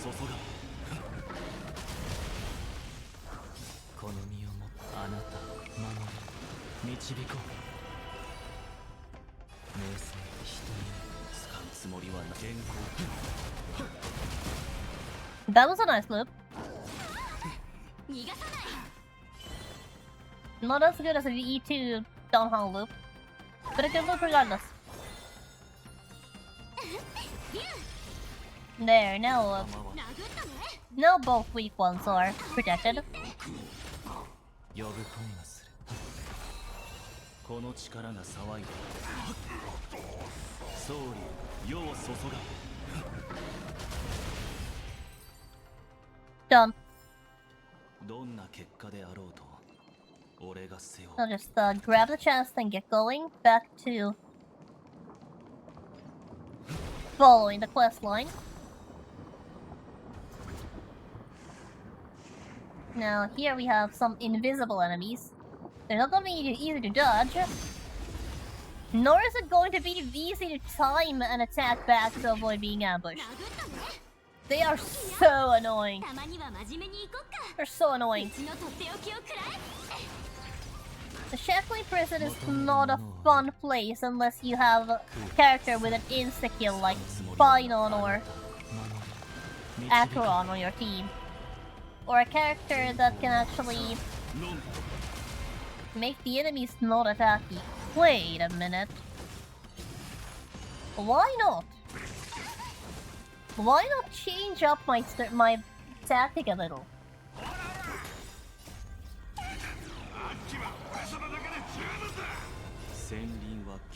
Why shouldn't I change up my team just a bit?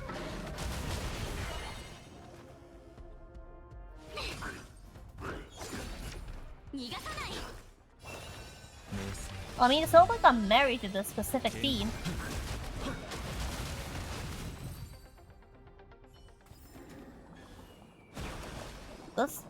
I said that this jail needs a character who can actually do something about enemies.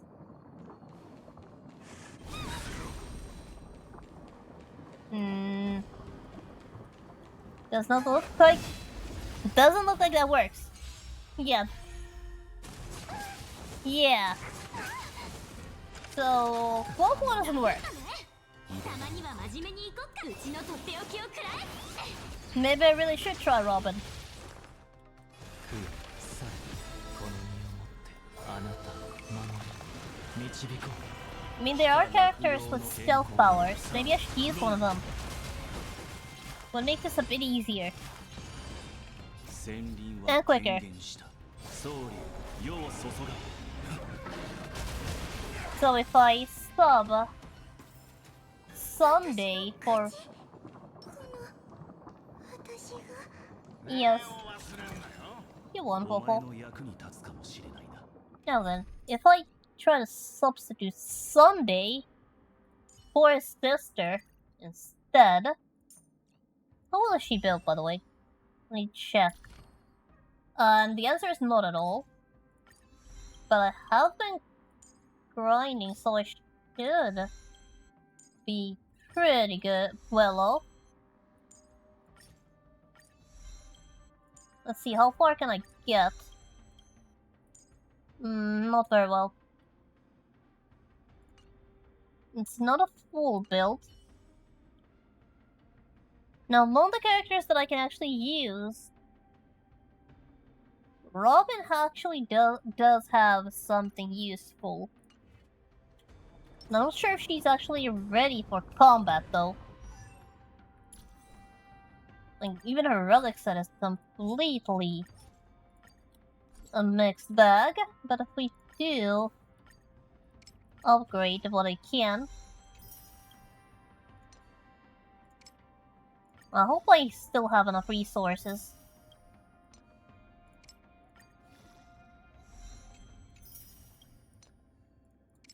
I have managed to collect quite a few on the way, but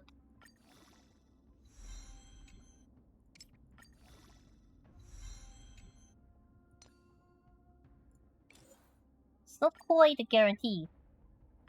Let's do a quick select of 3 stars and below. And a smart discard.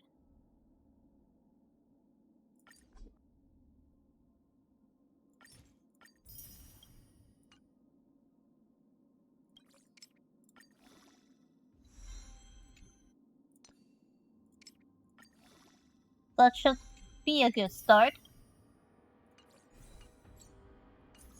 Not a perfect build. Like, she has no defense at all. Like, Robin will... She will not last being poked.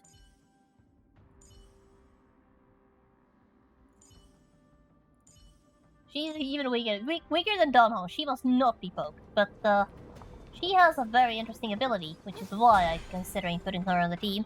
No, this is just a check. This is just a check. May not work.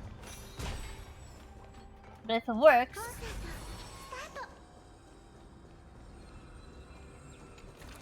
Yep, this works! This works! Good, this works! We can avoid combat! You see, Robin's song pacifies enemies. So they don't even attack me. Which means that with Robin on the team, we can actually just walk out of here. Oh, that is what I call a lovely little surprise. And a very welcome one, at that.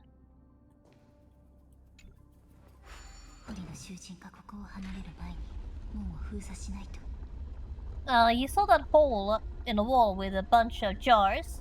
There's a chest in there, so make sure to guide a bird over there. You can't actually walk there. It is not actually possible. Well, wait, there's a chest. I'm not sure if it's actually even possible to walk there. So guide a bird there when able. Yeah, it's a good thing that Robin can pacify enemies, so we don't actually have to fight everything in sight and can just walk.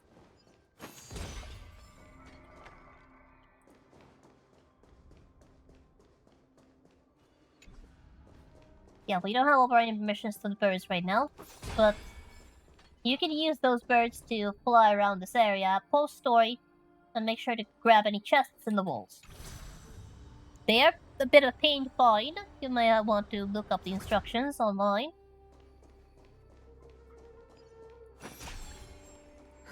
Now I'm going to have to be careful and constantly look around for enemies.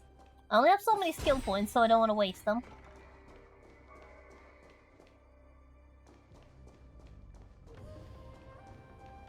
Yeah, there's the checkpoint. あと少しで門に着く。 Do you think Robin would be our ticket to freedom?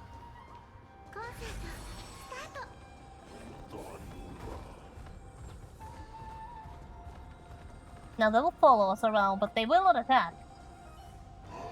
Except the story bosses, of course. みんな、奴らの相手は私が。絶対にフーレイの逃亡を阻止して。 These you cannot avoid. 危険なリズムね。すべてが共鳴する。 Now the hard part is going to be keeping Robin alive. She doesn't have much HP because she stacks on attack, and she doesn't have defense. So I'm going to have to work very hard to keep her alive.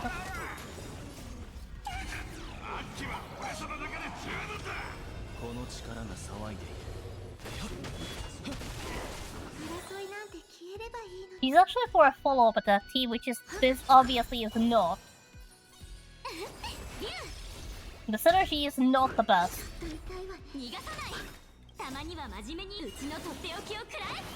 But he's a lot of help in helping avoid the invisible enemies.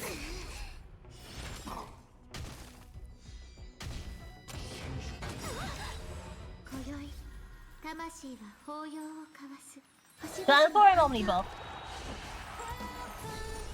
戦輪は総理世を注が。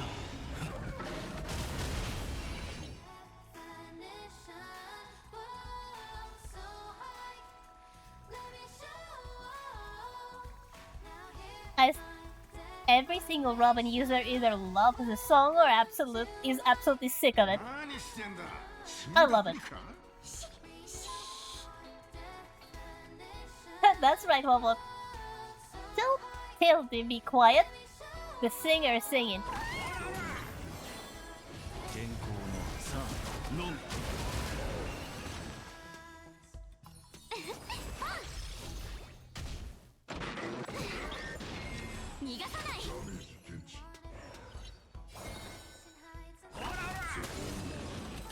And little Fobo and final hit.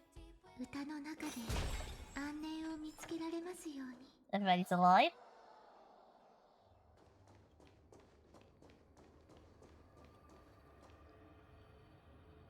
Now to avoid. Let's put on the concerto.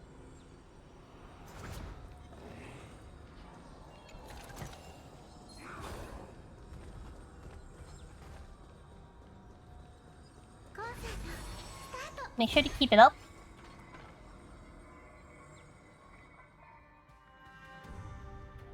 In the second person on the killing field. The prison guards try to resist, but Xiao Chou can only watch them fall. I can only imagine how terrifying it must have been for him to be in that situation. Sure, he's a military doctor, but he's still a doctor. He's not a soldier.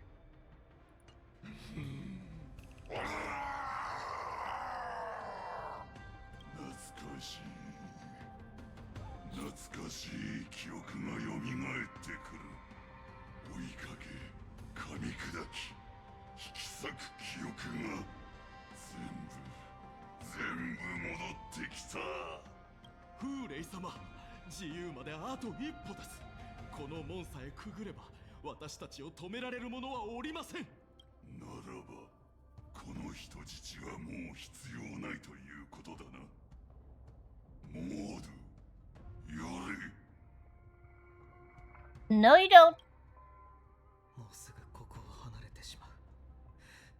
何か手を考えるんだ。そう、昔のように。昇級。お前は何もできないのか。早く策を考えろ。You're useless. Xiao Xiao, you're not useless.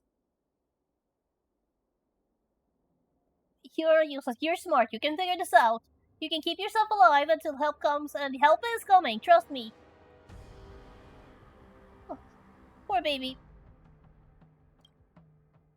もしかすると妖精の施設は生き延びるために私たちと取引をしたいのかもしれません。自分の身分を利用して私たちを泉州から脱出させるとか。そうだろう。俺がいない間に貴様らはどこまで落ちたんだ。畜生と駆け引きをするのか。俺の記憶では妖精の人間はドゥーランの子孫と取引などしないはずだが。何としてでもこの畜生をここに留めておかなければ、秘書のためにも妖精のためにも。取引成立です。僕には相応の価値があると思いますよ。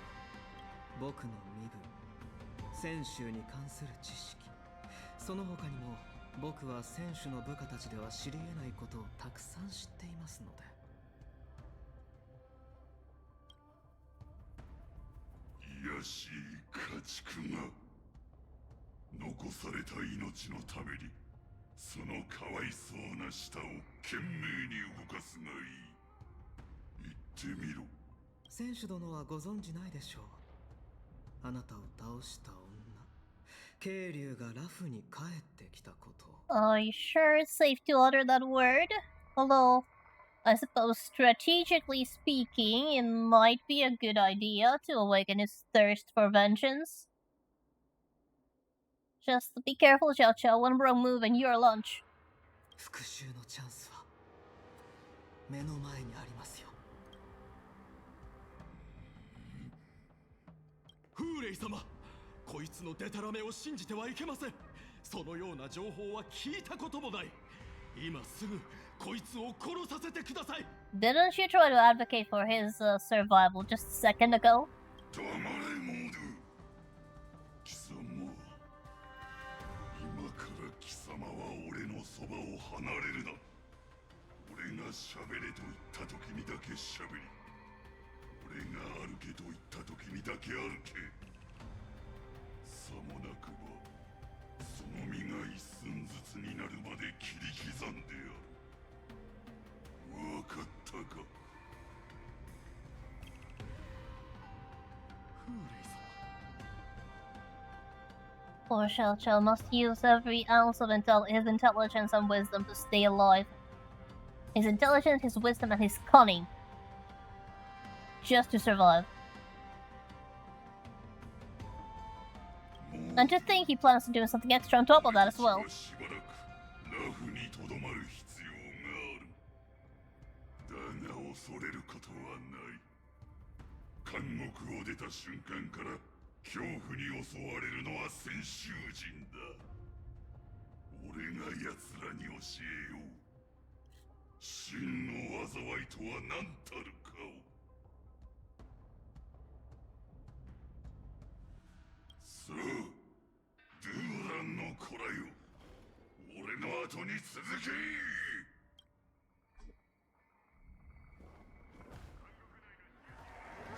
Okay.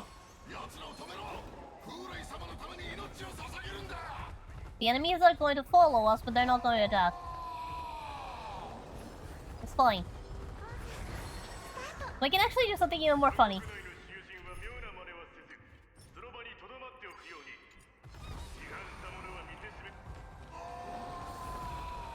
Tell everybody to be scared, because Popo's scream is very terrifying.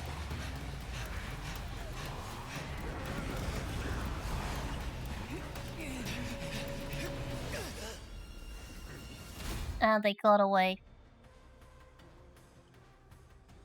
伝令、優秀国との連絡が途絶え、機構省からの伝言が届きました。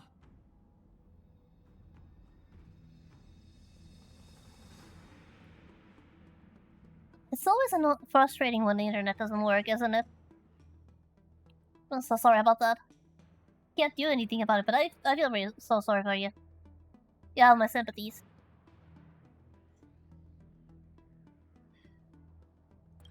獄中で囚人による暴動が発生。駐在人風霊が行方不明になったとのことです。妖精の使者と七死人たちは消息不明。現在優秀国との連絡の復旧を急いでいます。もういいわ、下がりなさい。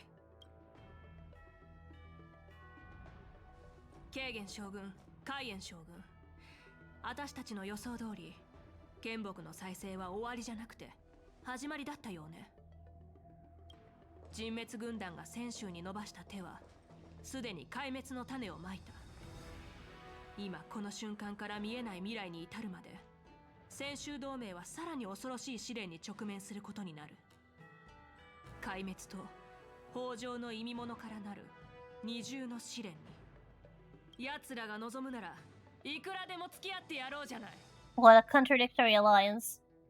Abundance that wants to spread itself, or actually sustain life and spread life across the entire universe. And then destruction that wants to destroy everything. That's a very contradictory alliance.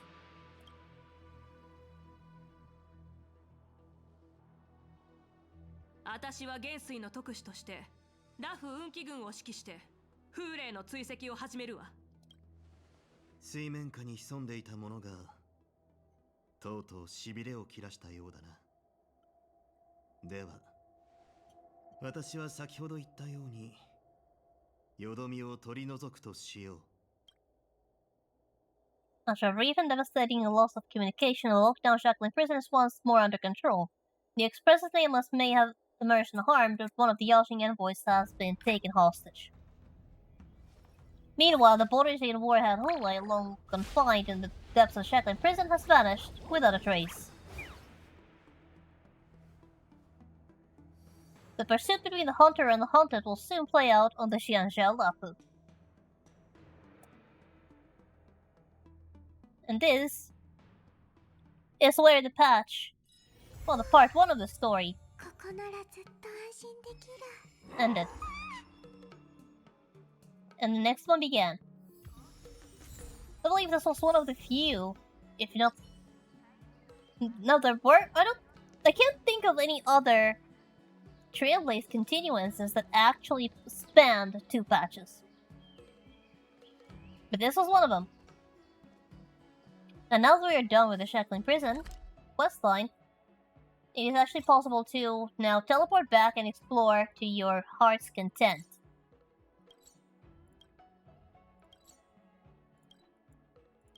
And gather any possible chest that you may have missed. Now, I cannot say for certain how many chests I've found, but the answer is a lot. I have exactly 80 pulls when I started, so I have actually boosted my pull count by 2 just by being there.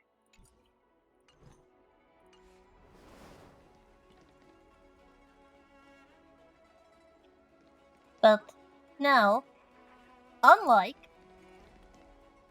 back in the day, we don't have to wait for a full patch. For 12 full weeks. It was 6 weeks. Oh wait, regardless. We did not have to wait for a month and a half for new content.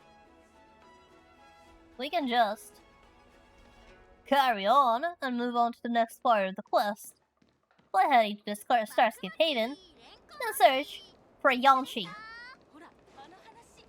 And there's our boy.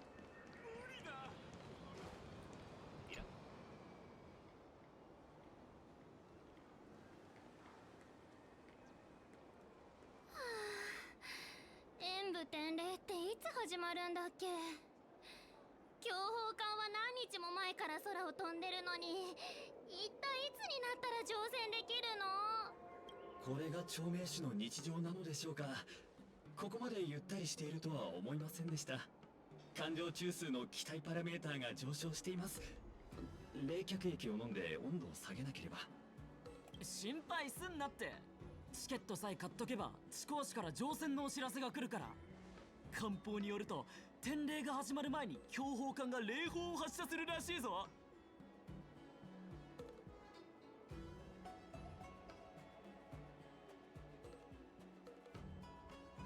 1日目のスケジュールすごい。主催側の森人が4回挑戦を受けるんだって。まだ子供だって聞いたけど本当なのかな。バドはどっちにかける？ Did no one underestimate Yongshin just because he's still a kid? どちらにもかけません。 He's a 大 lieutenant. 気案でモーターボールの試合を見たときに全信用ポイントを失ってしまったので今回は確率ゲームでお金儲けするのは諦めます。 Goodness, even Intellitrons have a gambling problem sometimes. 演武典礼。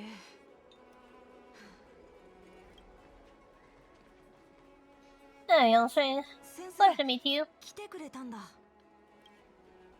聞いたよ。炭鉱先生と一緒に半岸に会いに行ってそのまま優秀国で事件に巻き込まれたって。 Well, just to put it mildly. 二人が無事でよかった。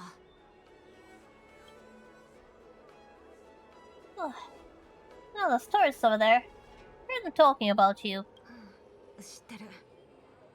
はあ、きっとがっかりさせちゃうだろうな。実はさっき森人を辞退させてほしいって将軍に伝えてきたんだ。 Oh. How come? I thought you were all gung-ho about the competition. How come? Not going to defend the ring? Even after... Haven't you been preparing for it for so long and now just give up? 僕にとってラフの安全の方が大事だからね。森人としての栄誉を担う前にまず運気行営としての責務を果たさないと。観光客たちは面白い剣の試合を見たいだけだから誰が出場してもそんなに違いはない。必ずしも僕である必要はないよ。本当の勝負は強砲艦の演武台じゃなくてここにある。過去の風霊の悪行からして早く捕らえないときっと大変なことになるだろうね。今回の脱獄事件の裏には明らかに混乱を引き起こそうとしてる黒幕がいる。そいつらの思い通りにさせたりしたら運気軍には名誉も何も残らない。よく言ったわ。 Or duty calls, so competitions have to be put off. 椅子と同じくらい背が低いのにラフの子供には妖精の戦士にも劣らない志があるよね。 Don't underestimate him just because he's tiny. 身長は関係ないと思いますけど。 So then, General, what brings you here today? 元凶にお腹いっぱい食べられるところを教えてもらったの。遵守の前は万全の準備をしなくちゃだもの。こんな大変な時でも食欲旺盛だなんてさすがは天撃将軍。でも早めに済ませてくださいね。それは私が決めることじゃないわ。ここに来たのはあなたの食べっぷりを見るためなんだから。 Oh, 早く食べちゃいなさい。 those look good. Just look at that browning on there. 僕のでも今はゆっくりご飯を食べてる場合じゃありません。第一量が多すぎる。 But I have to admit they look delicious. Just look at that. Look at the Maillard effect on those pancakes or whatever they are. And just look at how plump those dumplings are. Well, and of course the assortment of spices. This just yum.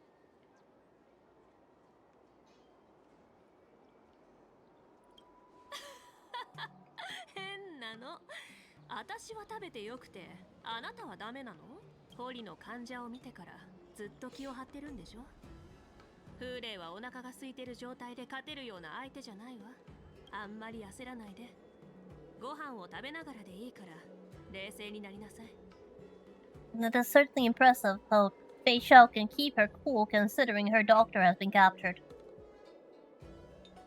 And it's not like she's just planning to abandon the guy. She has a plan. She's not just sitting around here doing nothing. でも風霊は今も行方不明で、昇級さんだって捕まったままじゃないですか。僕たちが時間をかければかけるほど状況が悪い方に進んでいく気がして。運気軍の中で一番せっかちなのは私だってよく昇級に言われるんだけど、彼の忠告っていつも正しいのよね。それなのに私よりあなたの方が焦ってどうするの？ポリの意味物とは長いこと戦ってきたから、奴らの凶悪さも狡猾さもよく知ってる。今回の脱獄事件、連中は明らかに周到な準備をしていた。そういう影に隠れた敵が軽々しく舞台に上がることはない。獲物がずる賢いなら狩人はそれ以上に辛抱強くならないと。弓で敵を射るのと同じように限界まで鶴を引くことで一撃必殺を叩き込める。じゃあその絶好の機会はいつ？ご飯を食べれば来るわ。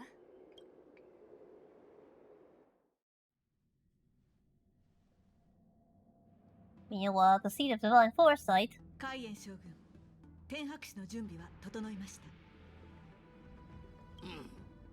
天撃新作両将軍を代表してしばらくの間、わしが新作府とラフ六氏の指揮を取ることになった。よろしく頼むぞ、玉空。は。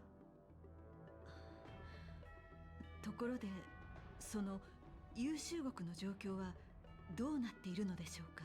風霊は逃げ足が速いだけでなく、門まで固く閉ざしたそうだ。だが案ずるな。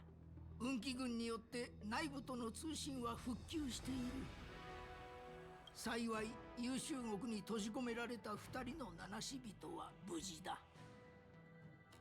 Yeah, good news, March. Your brothers are still alive. よかったって言っていいのか微妙なとこだけど、とりあえず2人が無事だって分かって安心した。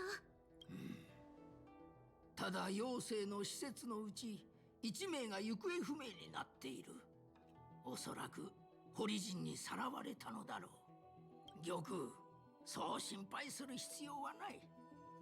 今回狼狩りを請け負った秘書の実力はお前さんもよく知っているはずだ。秘書将軍の実力を疑っているわけではありません。私が心配しているのは演武典礼の方です。予定通りに行けば典礼の開始は6時間後。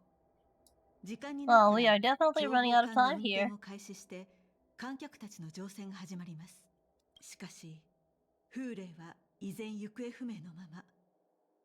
今後どうなるか全てが不確定要素に満ちていると言わざるを得ません。You sure the warden should really be held as scheduled? Can we just, I don't know, put it off by a day or two, maybe a week? 美月の言う通りだと思う。優秀国から逃げ出した囚人はとんでもなく恐ろしいって聞くし、もし万が一のことがあったら。ではウンリ、この状況お前ならどうする？それはもちろん、戒厳令を出してから捜索に人手を回して、演武典礼はとりあえず無期延期って知らせるかな。A sound plan. Though, is it the correct course of action this time? But it is a solid plan. しかし理想的な方法であればあるほど実行するのが難しくなるものだ。わしの見立てではその策を受け入れられない者たちが少なくとも2種類存在する。And which two parties might that be? 一つは演武典礼のためにやってきた多くの観光客と商人だ。戒厳令を敷くことは今のラフが安全ではないと公言するようなもの。もう一つは先週ラフの6市の職員たちだ。演武典礼には計り知れないほどの人員と物資を注ぎ込んでいるからな。突然中止だ、無期延期だと言われても簡単に承服することはできないだろう。まあお前の策に賛同する者もいるだろうが。It is a solid plan for this emergency after all, at the very least. The Foxians should be protected very well. Because they're the ones that the Vortigen will go after first. 本当？ああ、監獄破りの首謀者なら、もろ手を挙げて賛成するだろう。Wait, the mastermind? You mean Hule? 面会中に風霊が脱獄。お前さんたちは海星港で堀の患者を発見した。逃亡犯は単なる駒に過ぎん。指し手がその駒を進めたのは、人々に疑われ、自ら危機に陥るラフを見たかったからだ。風霊。じゃあどうすればいいの？ What are the options? 無論捜索は行うべきだ。だが、ラフはいつも通りでなければならない。少なくとも全てが普通に見えるようにしなければ。いつも通り？でも元凶は将軍たちの手伝いをするって言ってどっか行っちゃったじゃん。主催側の森人が欠席するのにどうやっていつも通りにしろって言うの？そう。それこそがお前さんたちをここに呼んだ理由だ。Wait. Are you actually suggesting that I, March 7th, should be taking Yanxing's place? まさか海燕将軍、うちに森人をやれって言いたいの？美月さんは賢いな。つまりはそういうことだ。Oh, sister has grown up so much. おじいちゃん、美月はケーゲン将軍が呼んだお客さんだってこと忘れてる？客人をラフの代表として演武天礼に参加させるなんて絶対ダメ。そんなことしたらラフには剣客がいないんだって笑われちゃう。まったく、お前は何も分かっていないな。請求列車の七死人は銀河に名を馳せる存在だ。ラフに招待できたのは選手としても名誉なこと。二人とも心して聞きなさい。何があっても演武天礼に支障をきたしてはならん。お前さんたちに託したのは演武台上の勝敗と栄辱だけではない。玉、二人に次の計画を伝えてくれ。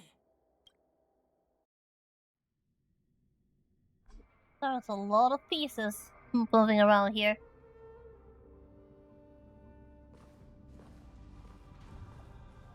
Meanwhile, General, Gunhall, and Leisha need to take a trip down to the Shackling prison. 本当に申し訳ありません。気にする必要はない。運気軍は戦場で戦い、ユーフは罪人を罰する。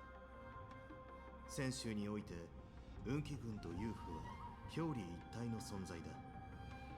囚人が脱走した件は把握しているから、今は優秀国の現状について話そう。変装した堀人が優秀国に潜入。その後、囚人を解放して混乱を引き起こしました。孔、左、慶、門の当直だった反乱のうち、工事部の反乱、摂意が一時戦死。私が彼女の職務を引き継ぎ、近人高官と名査たちを各階層に向かわせ奪還を試みています。では、私と後ろの二人で遊牧の深部へ行き、手がかりを探そう。将軍様、各階層の状況は未だ把握できていません。あなたが危険を冒す必要は。運気の将軍が自ら危機に立ち向かうのは珍しいことではない。風霊は脱獄を遂げ、妖精の施設は堀人にさらわれ生死不明。これは一大事だ。しかし天撃将軍は文句を言うどころか、皇庫の憂いを断つため狼狩りに名乗りを上げた。彼女がここまでやってくれているんだ。ラフも残った疑問を明らかにしなければ。脱獄を手助けした堀人はどこで風霊が囚われていた場所を知ったのか。そしてなぜ都合よく妖精の施設が彼を応送する直前に計画を実行したのか。私に言わせればその答えを見つけるのは難しいことではない。重要なのは黒幕に関する手がかりにたどり着けるかどうかだ。わかりました。ですが将軍がなさろうとしていることはおそらくとても難しいかと。長い間この黒幕はラフの安全を脅かしてきた。情報は相手をつけ上がらせラフに及ぶ危機を大きくするだけだ。おっしゃる通りです。将軍様のご決断であれば獣王氏は全面的に協力いたします。炭鉱殿、レーサー殿、すまないがこの区域に付き合ってくれるだろうか。これも探偵士の責務ですから。それで将軍はどこから調査を始めるおつもりですか？古族に扮した堀人からだ。それならすでに物証を用意させています。And for this section, Lingsha actually joins our team. And she is actually mandatory. You cannot remove her from the team and expect to be able to carry on as usual. Though, the thing about Lingsha is that she's a healer. You sometimes forget that she's a healer because she plays like an erudition character, but she's a healer. Therefore, she needs to be treated more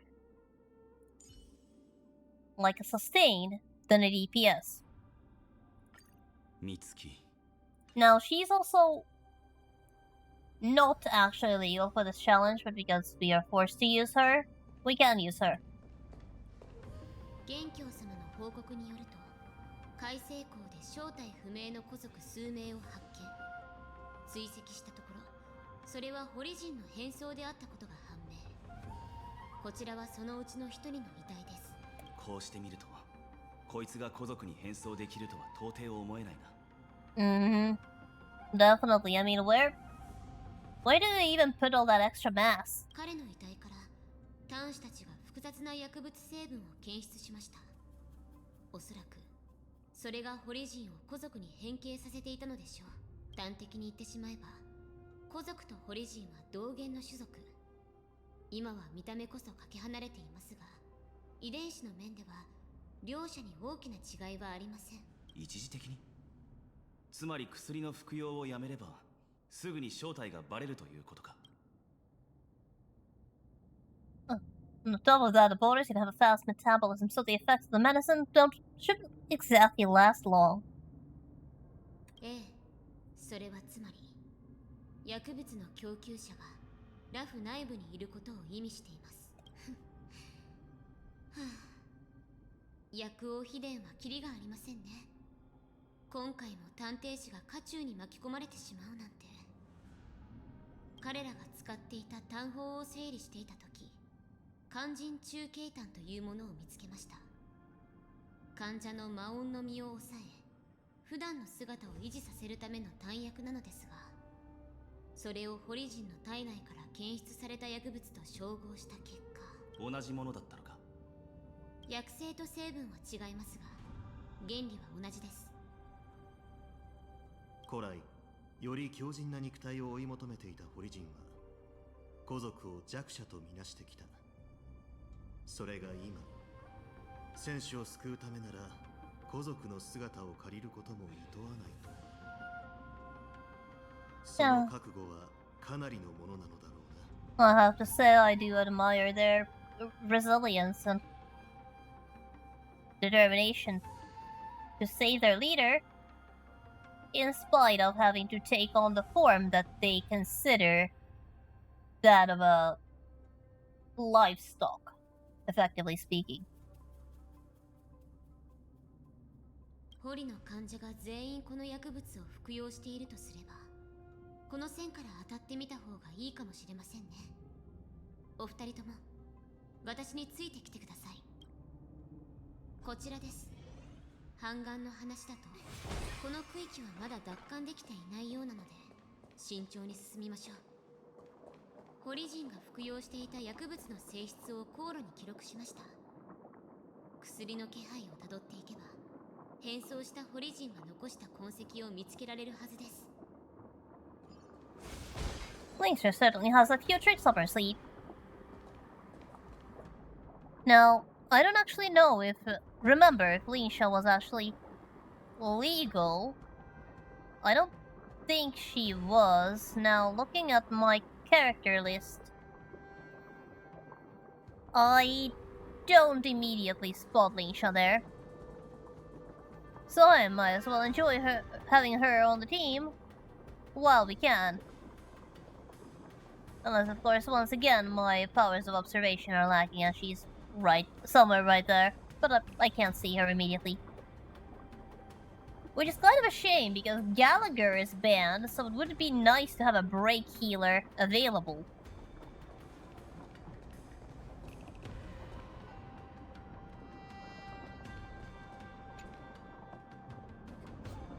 The prison guard is collapsed on the ground, the body is twisted unnaturally. So let's just examine the remains of the warden. 凄まじい力ですね。犯人は一撃でこの部分の骨を砕いたようです。この力、普通のホリジンに出せるものではないな。大方、風霊がやったのだろう。 It's scary to think that Xiao Chao is being held hostage by that thing. 失礼ですが、そのホリジンは本当にそこまで凶暴なのですか? Oh, Lingsha, you sweet summer child, you are so innocent to not know. It's probably for the best that you don't have that knowledge firsthand. 私は君より長く生きている分、戦争も多く経験している。ホリジンは同盟にとって最も手強い敵であり、風霊は同胞ですら恐れるほどの怪物だ。奴は一人で多くの両軍を束ね、北条の意味物の大軍を結集させ、何度も同盟の軍隊を窮地に追い込んだ。700年ほど前、恩師と共に意味物の討伐に出征した時、あの巨獣が戦場に現れた後の惨状を目の当たりにした。朗読による恐怖を抑える弾薬を服用していても、奴の凶悪な気迫の前に多くの兵士が崩れ、反撃の機会すら与えられないままほぐられてしまった。先代剣士が総陣で風霊の動きを封じていなかったら勝敗は分からなかっただろう。あの大戦を生き延びたのはたったの数人だ。暁が輝き、血の光が飛び交う。あの時目に映ったのは辺り一面の赤だった。それならなぜその悪獣を捕らえた後、処刑せずに投獄したのですか? Oh, trust me, Lingsha, they would have if they could have. 戦州使命では大罪を犯した北条の意味者たちを殺しきれない場合、反乱たちが公正の効果に放り込んで焼き尽くしているのです。 So rather than asking why Hule wasn't killed, the better question is why wasn't he chucked inside the nearest black hole? いわゆる不死とは名ばかりのものに過ぎません。この世に不死不滅のものなど存在するはずがないでしょう。なぜラフはそのような癌を今まで抑え込む道を選び、今回のように手のつけようのない事態を引き起こしたのですか? ああ、なるほど。ラフ人は慈悲深くて寛容ですからね。きっと探偵士に寄生する害虫ですら駆除するのは忍びないと思ったのでしょう。そのくせラフを救おうとした医者は使命に送るなんて。Lingsha, I sense some personal motives behind those words. レーサー殿は私に不満があるようだな。薬王秘伝が復活したことについては私に責任がある。風霊がなぜ牢に閉じ込められていただけなのかについても君が望むなら説明しよう。ぜひお願いします。私は一介の医師、過去のことはよく知りませんので。では歩きながら話そうか。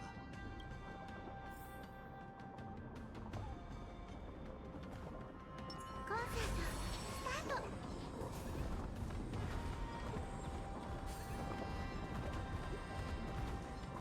Yes, they will chase you until the end of time, so let's just finish it off. Because our next checkpoint is right next to us. I just hope the link shot can sustain. Oh no. 生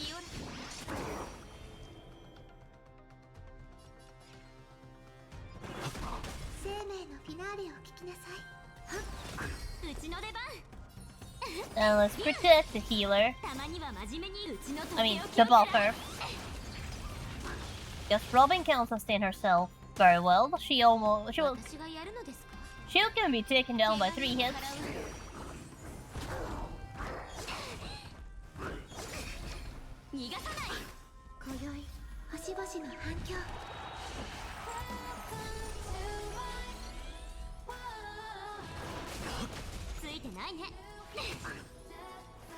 So far, so good.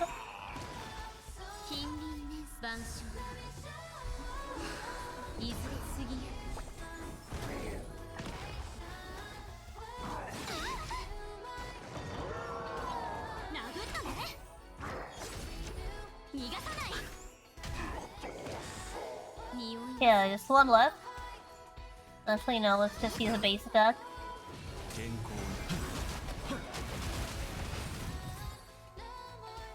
Okay, we got a Marshmallow Rabbit achievement out of that. Now, can't actually remember, what exactly is Marshmallow Rabbit? Let's claim all of them. It's an eager for battle, in a single battle you should keep Fuyon on the field until victory.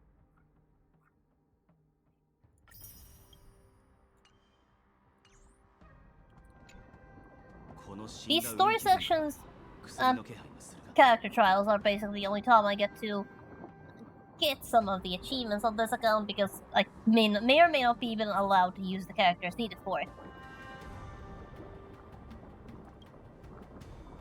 Kaylin speeds up in the Cloud Knight's armor and stretches out her hands to search for a moment.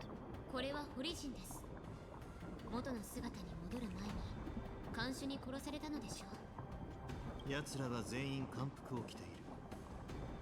運気軍の他に天白氏と構造氏の人員に扮した堀人もいたと聞くが、このような偽の身分を用意できるのはおそらく高位の権力者だろう。他の場所に行ってみよう。 Sounds like we have a traitor very close to the top. A traitor in a very high position.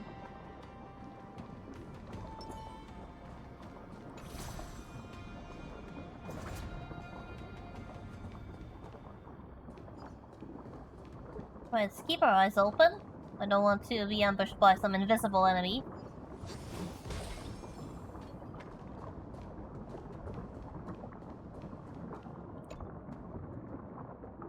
The prisoner is on the ground. The joy of regaining freedom and a sudden shock, these two expressions are frozen on his face at the moment of death.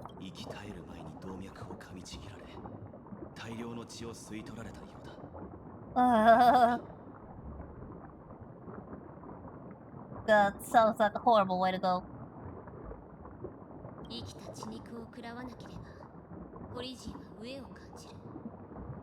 彼らは長命種ではありますが、より肉食動物に近い存在だと思ってください。そういえば優秀国は風霊に食事を与えていないと聞きましたが、想像できませんね。700年もの間飲まず食わずで飢えに耐えるなんて。 連れ去られた妖精の施設は無事なのでしょうか。 Well, Xiao Chao is certainly in danger. He needs to be very careful. それが北条の意味物の恐ろしさだ。剣樹系を持って奴の生命力を削ろうとしたが、その長い刑期はむしろ我々の忍耐力に対する試練となってしまった。レーサ殿が言ったように。 殺しきれない怪物は公正に放り込めばいいのかもしれないが、皇族はそれを許さないですか。Nah, the one who just seems suffer. ああ、フーレイが犯した罪は殺戮だけではない。数千にも及ぶ戦の中で私たちはオリジンを殲滅しようと力を尽くしてきた。だが奴は出どころの知れない邪法を使い、無数の古族を己が配下の兵士や騎従に変え、何度も盛り返してきたんだ。古族は日々奴を呪い、その名を子供を押し付けるための叱り文句に使っている。それほどの巨悪を一思いに死なせては同盟内の古族の気も晴れないだろう。レサ殿、なぜフーレイが古族の多い妖精ではなくラフに収容されたのか知っているか？さっき言っていたではありませんか。優れた実力を持つ死が風霊を破り太鼓を立てたと。だから元帥も悪獣をラフに預けたんですよね。その功績に対する一種の報奨として。レーサ殿は大きな誤解をしているようだ。それについてはこれから説明しよう。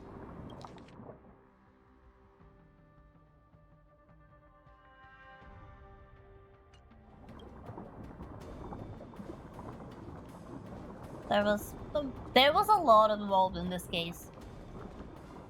Some of it was practical planning, part of it was politics. The result, a total mess. But at the end of the day, for the sake of one character, it was actually for the best that Hule survived until now. But that is a revelation for a later moment.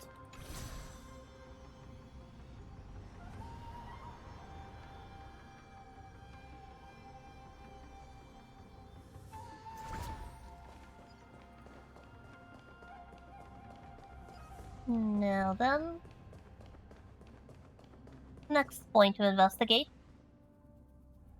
The wolf-shaped mech disintegrates into a pile of metal. カンパニーの船がオリジンに襲撃されたと元凶から聞いたが、これを運んでいたのか？ Yeah, they were transporting this trash. It's a biometric weapon that will auto restarts even after being turned off. はい。構造士と探偵士が調べた結果、このロボットには特殊加工されたホリジンの生体組織が使われていることが分かりました。Oh, who greenlit this research?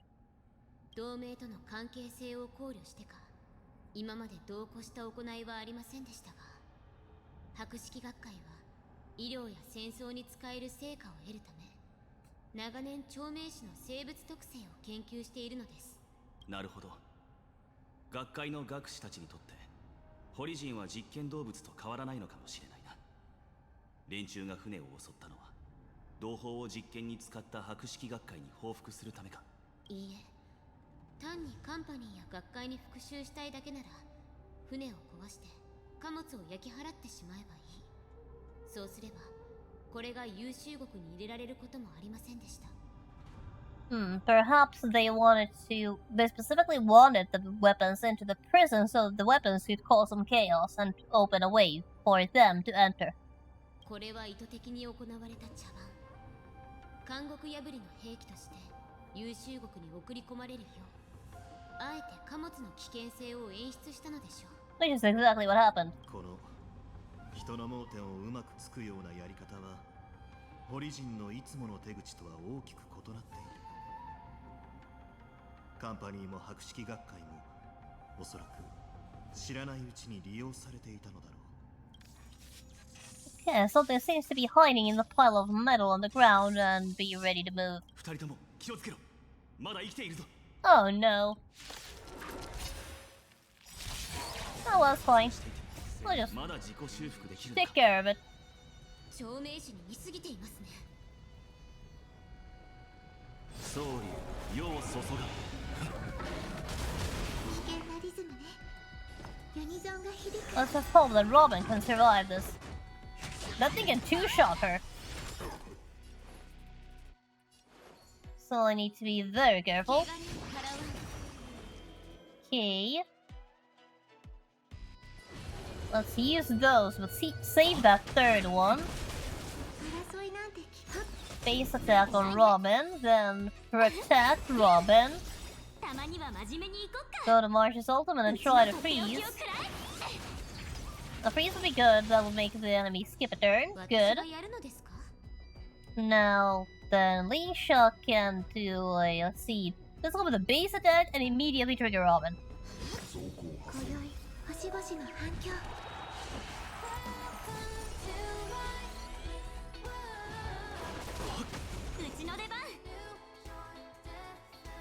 Okay, Dahong Shield is firing. Time for Lingsha to do a base attack.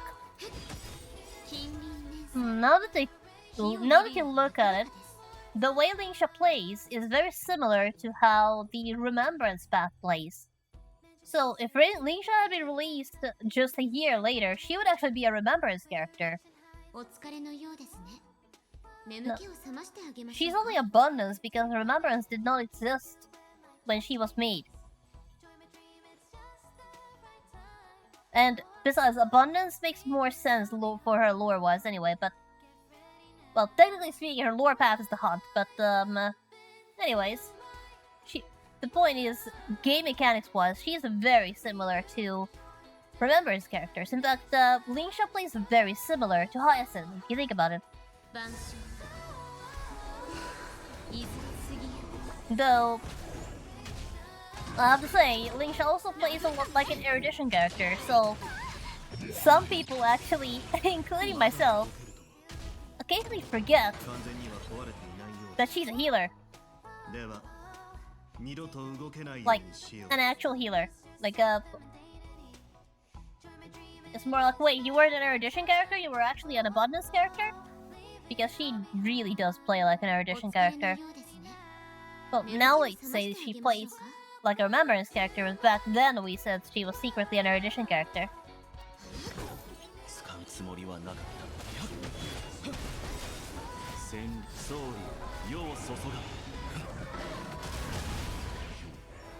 Okay. Almost down. Okay, Robin's song is over. That thing is almost gone. Just need a few good hits. Just need one good hit. One good hit from Dahong and this should do it.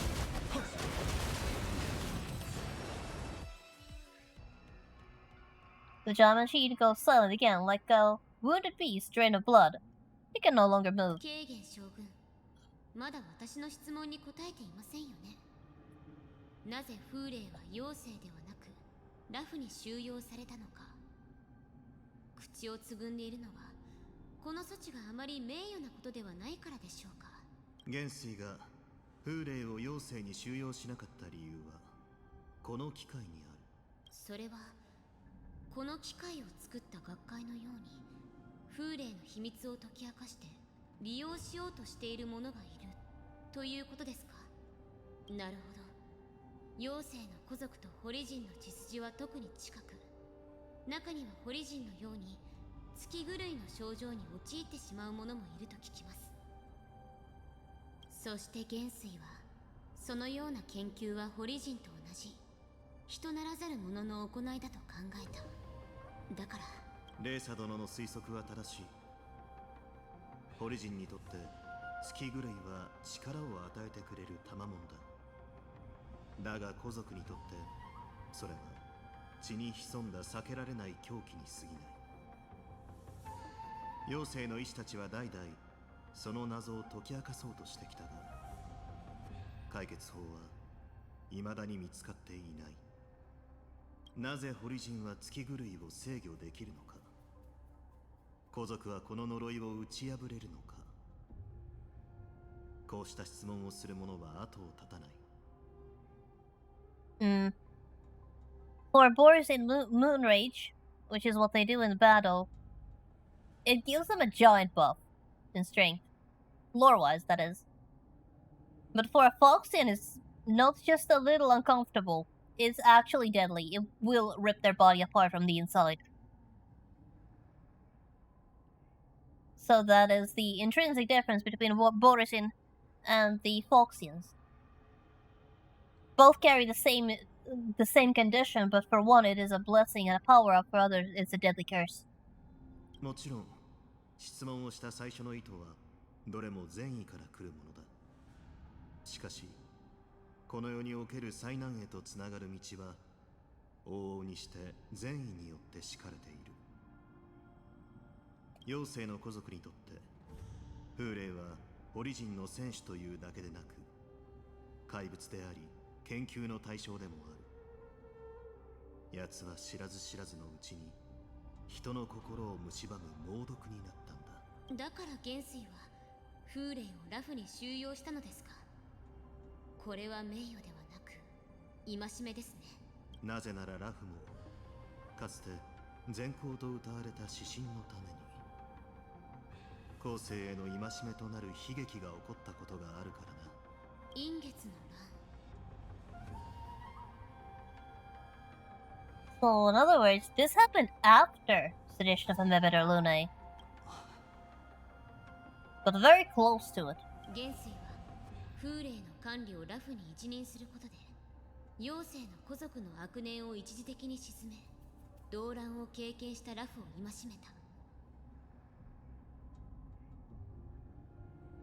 これは均衡を保つためであり必要な措置だ。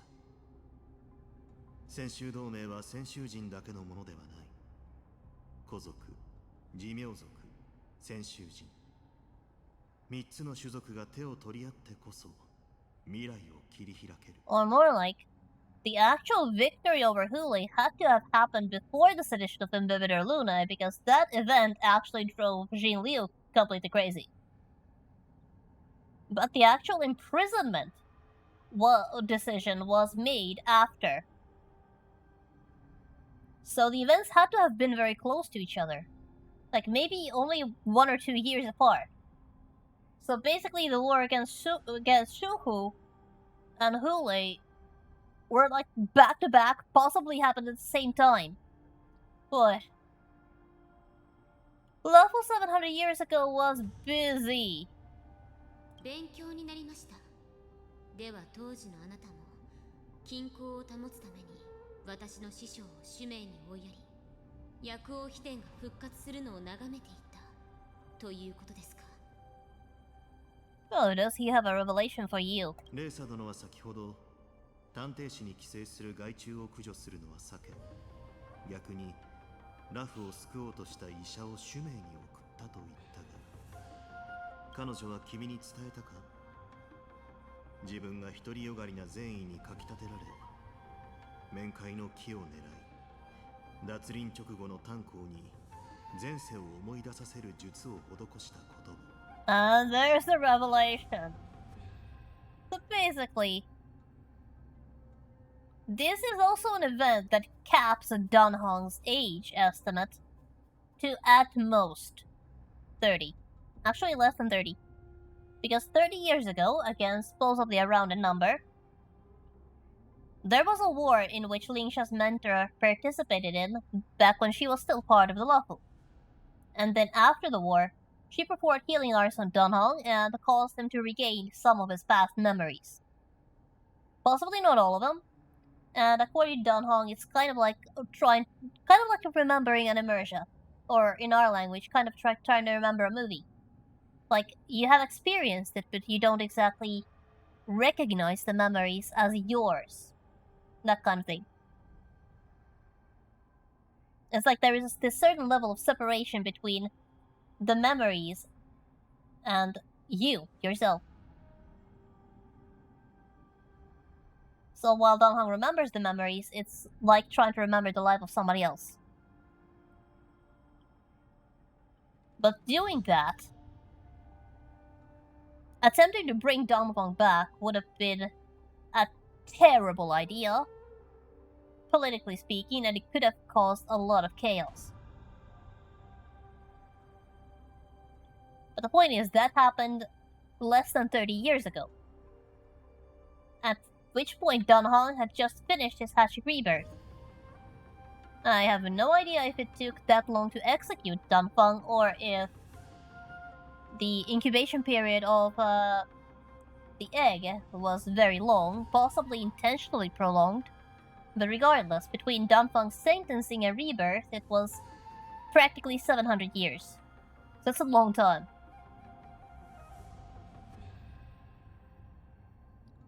But anyway, this conversation basically caps Dunhong's age at 30. And it was definitely one heck of a revelation. リュウソンが前世の記憶と人格を取り戻せば、剣木を見守るという寿命族の役目を続けられるだけでなく、潜伏している勢力に対する抑止力にもなる。だが、先ほども触れたように、他者への善行の多くは災いの始まりにしかならない。あの事件の後、録音の合議によって探偵士は指定の職を設けないことに決めたんだ。それが本当だとしたら、師匠を追放したことに対して感謝しなければなりませんね。That's quite a reveal. In essence, if Linsha and her mentor had stayed unlawful, they would have probably lost their lives. Eventually. But very soon, possibly even. So while the exile felt like a punishment back then, it was actually an act of protection. いや、違うな。感謝すべきなのは私の方だ。将軍が？私が望んでいるのは、両親に恥じないことだ。しかし、長命種である以上、その長い人生を恥じることなく生きることは難しい。レーサ殿は、師匠の判決に巻き込まれ、理由もわからぬまま故郷を離れなければならなかった。そして今、探偵士は複雑な状況にある。この区域を君が担ってくれるのなら、私の肩の荷も軽くなるというものだ。そう。さすがは新作将軍。攻める隙がありませんね。先に言っておきますが、同盟が私を派遣したのは公務を適切に処理するため、どちらか一方につかせるためではありません。レーサ殿が誰につくかは重要ではない。私たちが動くのは常に同盟のため。そうだろう。では。Right, now that the air has been cleared up between the general and the quartermaster, let's continue the investigation. Follow the smoke and keep moving.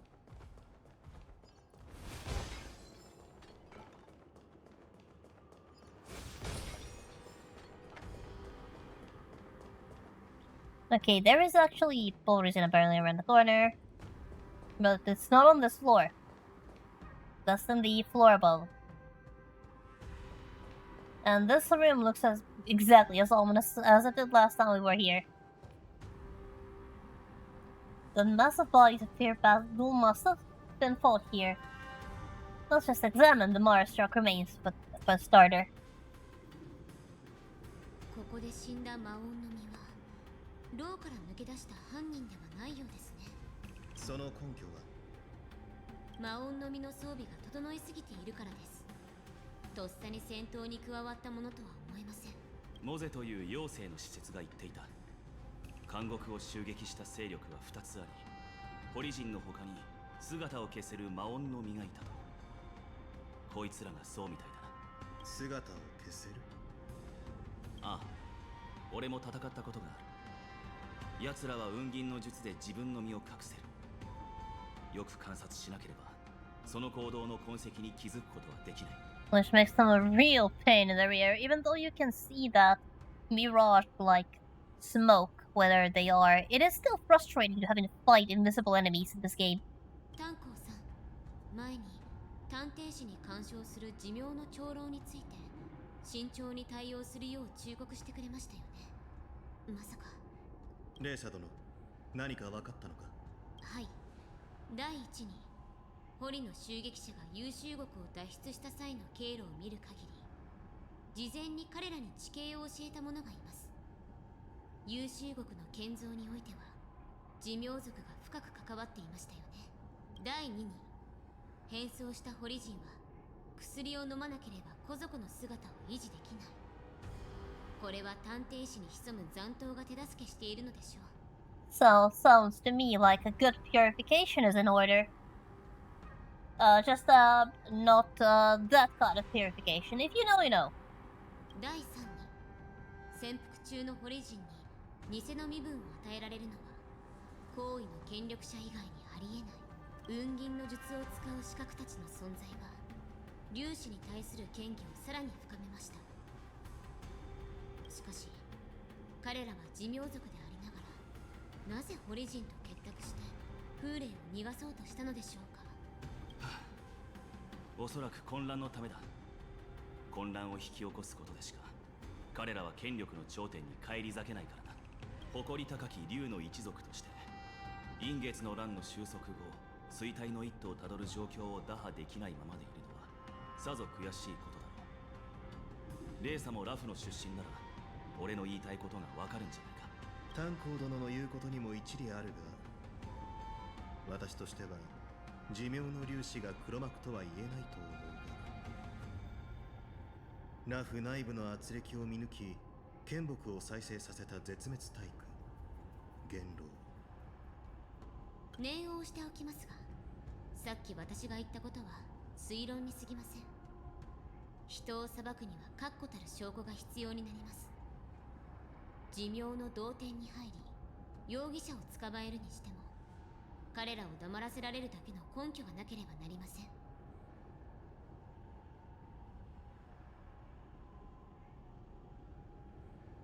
それでレイサ殿はどうするつもりかな。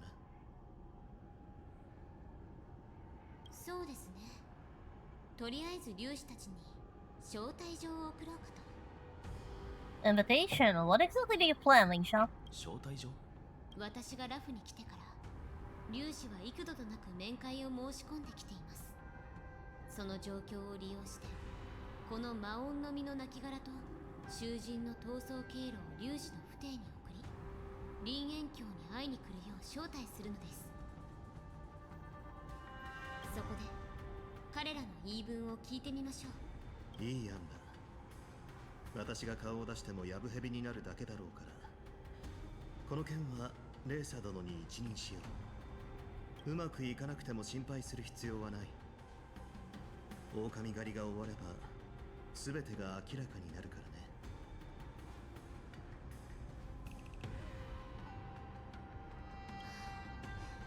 狼狩りといえば、さらわれた妖精の施設のことが気になりますね。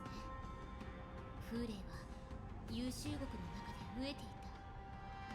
あの施設は難を逃れられるのでしょうか。低級のご加護が彼を守ってくれますよ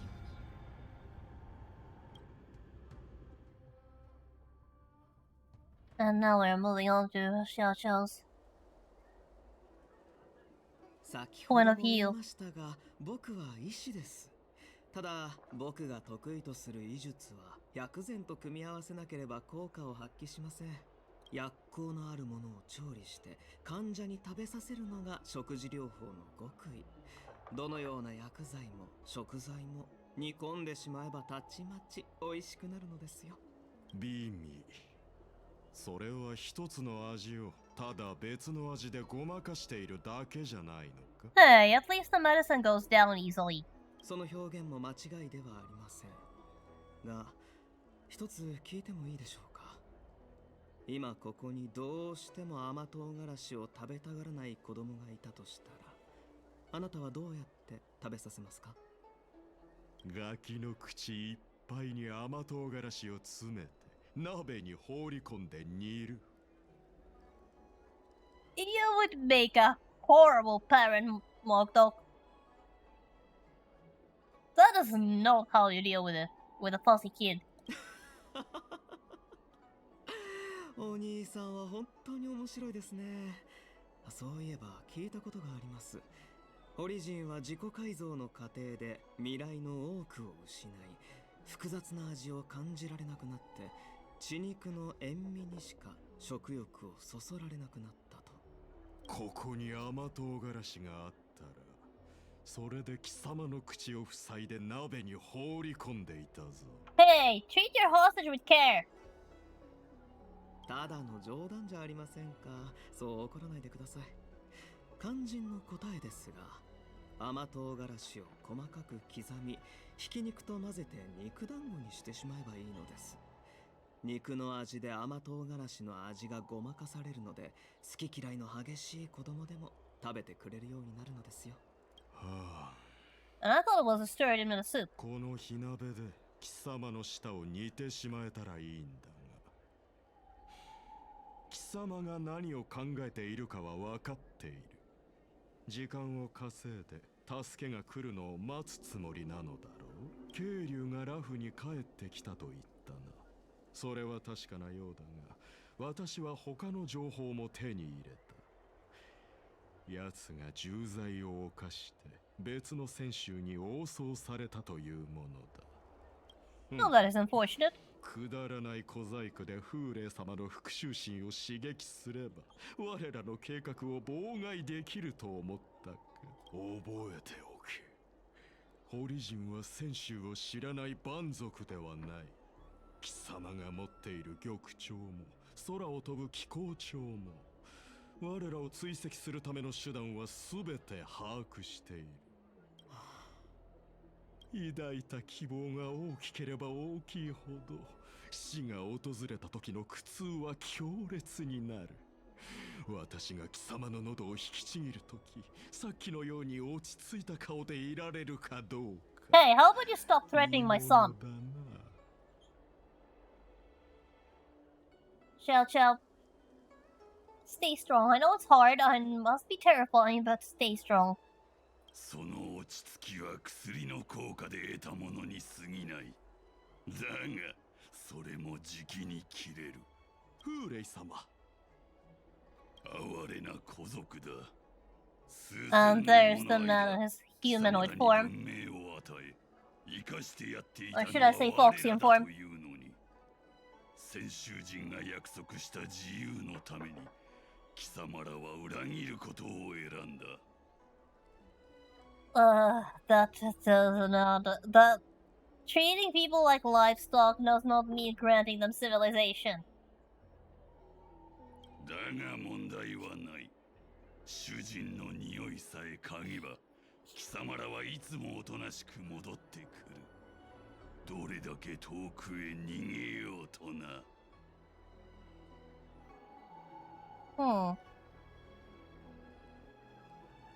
How about, we sow a bit, just a tiny bit of discord.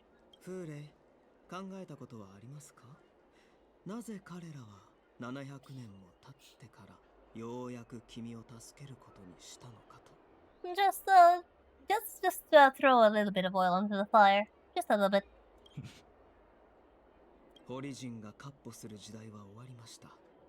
家に帰る希望を与える前に彼らはこの悲しい事実をあなたに伝えましたか？風霊様、今のホリジンは妖精の天撃将軍。一人の古族によってバラバラにされてしまい、銀河の片隅に隠れて震えている。だから餓死寸前の獣のように手を伸ばして藁をつかもうとした。つまりあなたをね。妖精の将軍が皇族だと。Yep. 面白い。モードゥ、今の話は本当か？ No, she's a very special kind of Foxian, but she's definitely a Foxian. 嘘ではありませんが、あれは両軍から逃げ出した先祖、ただの玉よけ泥棒です。奴は我々の力を盗んだ挙句、ホリジンの知恵を頼りに戦であらゆる卑劣な手段を。そいつは貴様らに勝ったのだろう、モードゥ。不公平という言葉は死者と敗者の言い訳だ。両軍がチリジリになったのなら、俺が生きていることを教えたのは誰だ？誰が貴様らをよこした？ Now that would have been a certain Lord Ravager. 我々が Per 絶 theory, 望 at の淵 least. にいた時、長生の主の預言者マングスが道を示してくれたのです。彼女の導きによって私たちは少しずつ希望を見出せるようになりました。And the common understanding right now is that this Mongus' true identity is Fantilia. 預言者マングス。そいつは何がしたいんだ。彼女は言いました。風霊様が帰還しなければ長い間バラバラになっているホリジンを再びまとめることもかつての輝きを取り戻すこともできないと。その時初めてあなた様が生きておられることを知ったのです。これは長生の主のご加護なのです。さらには妖精の将軍が演武天霊に際して風霊様を応送すること、それが救出の絶好の機会であることも教えてくれました。すべては彼女の言う通りだった。私たちは成し遂げたのです。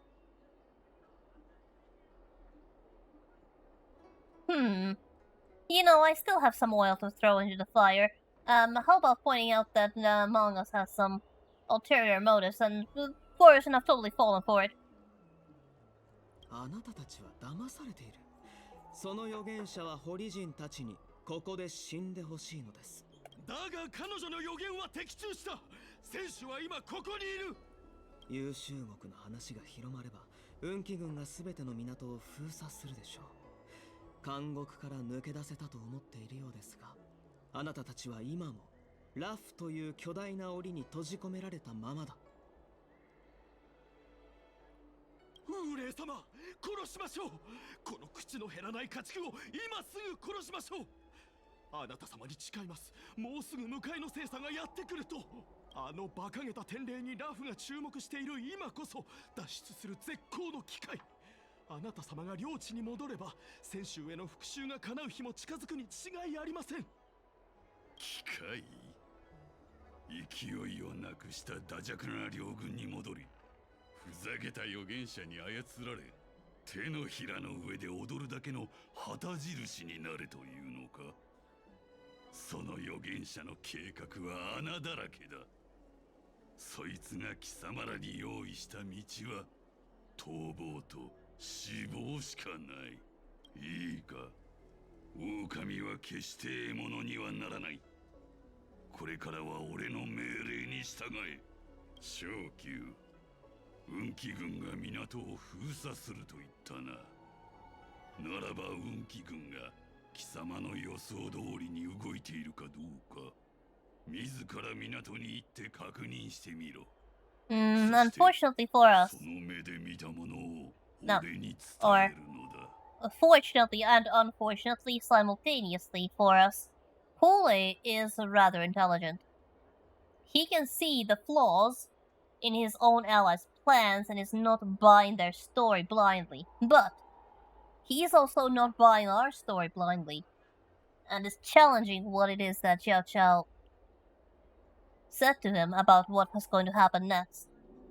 Therefore, he is sending him to find out with perfect confidence that the news brought back will not be to our liking. なんですって。風霊様、モードゥ、狼の群れの首領が古老の命令を聞くと思うか。まさかそのようなことは。私は命令したわけではありません。むしろあなた様には絶対の忠誠を誓っております。Why don't you send your own people instead of trusting a prisoner to come back? これは千載一遇の機会だろう、昇級。貴様は逃げたくないのか。貴様は戻ってくる。なぜなら古族はいつもおとなしく主人のもとへ帰ってくるからだ。どれだけ遠くへ逃げようとな。Well, in this case, not really. Now, here we have some choices to make. We can go directly over there and see the situation, or we can go seek help. Now, here's the thing, though. 本当に僕を自由にさせるとは。奴は一体何を考えているのか。 And as Xiao Qiao has noticed as well himself, Something's afoot. こっそり外に警告を出してみましょうか。いや、もしかしたら自力で逃げ出せるかもしれない。Let's just look around. A foxy with a cold expression gazes at Xiao Qiao. There is a sharp pressure to the gaze, carrying as a warning to the healer that says, "Every clever little thought you bear might lead to severe consequences you will come to regret." やはり、奴は僕を試しているようですね。Let's continue to orbit to the port. 中国の異変には気づいているはず。秘書は自ら風霊を捕らえに来るでしょうか。とにかく今はあいつの言う通りにするとしましょう。You have a choice. You can either seek help, or you can do as you're told. But here's the thing. If you try to seek help, the people who you talk to will die. Hule will eliminate anybody you try to ask for help from. So if you want to reduce the number of casualties, you best keep your mouth shut. Now you can only talk to specific people, but right now, because of the chaos, you cannot actually go to the cops, because there's nobody there. The cops are busy. The civilians cannot really help you much, and if you try to ask for help, instead of you getting help, you get a corpse.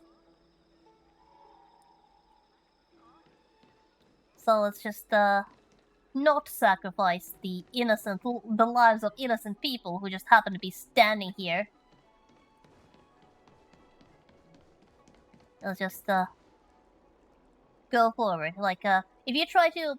Yep. There are a few officials here, like, over here we have a police officer, and over there we have a Cloud Knight, who we could talk to, but if we talk to them, they die. So... let's not take a risk. And there's nothing wrong with the harbor. Nothing at all.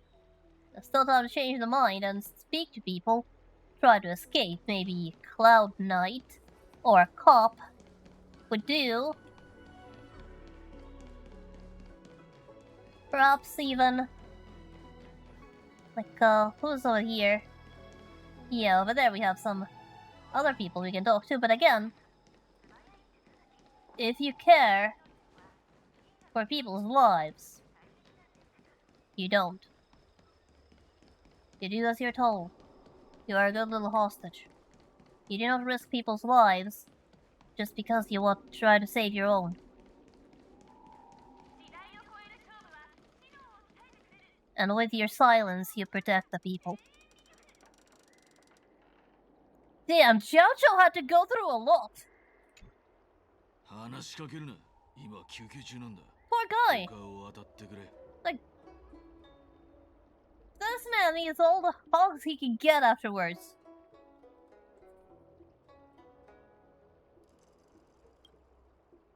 Yes, there's a familiar scent in the air. The suspicious ferryman definitely smells like a wet dog. May I ask, why is the pool? めんどくさいな。俺たちの仲間じゃないみたいだが、お前からよく知ってる匂いがする。選手に様子を見てくるよう言われましてね。So, well, yeah, the warhead wants to know if we can leave, like, right now. まだ無理だ。この小さい船じゃ船州から逃げられない。玉海門を突破できるのは海西港にある船だけだ。それにしてもボードゥのやつ、協力者が迎えに来るって言ってたが、まだ何の連絡もないってな。港が封鎖されていない。これは一体。時間稼ぎをしても意味はない。一旦風霊のところに戻るとしましょう。奴が何を企んでいるのか見極めなければ。I can only imagine just how terrifying this entire ordeal must have been and how stressful it must have been. I'm surprised Xiao Qiao didn't end up getting some gray hairs afterwards. That his fur is still as pretty pink as it was when it started as a miracle. But yeah, he definitely needs a lot of hogs afterwards. A lot of pampering. Perhaps he could hand his friend or a brush and ask them to take care of his tail for him, or his hair. I'm not sure. What would he like? Maybe a tasty meal? Anyways, whatever he wants, he gets afterwards.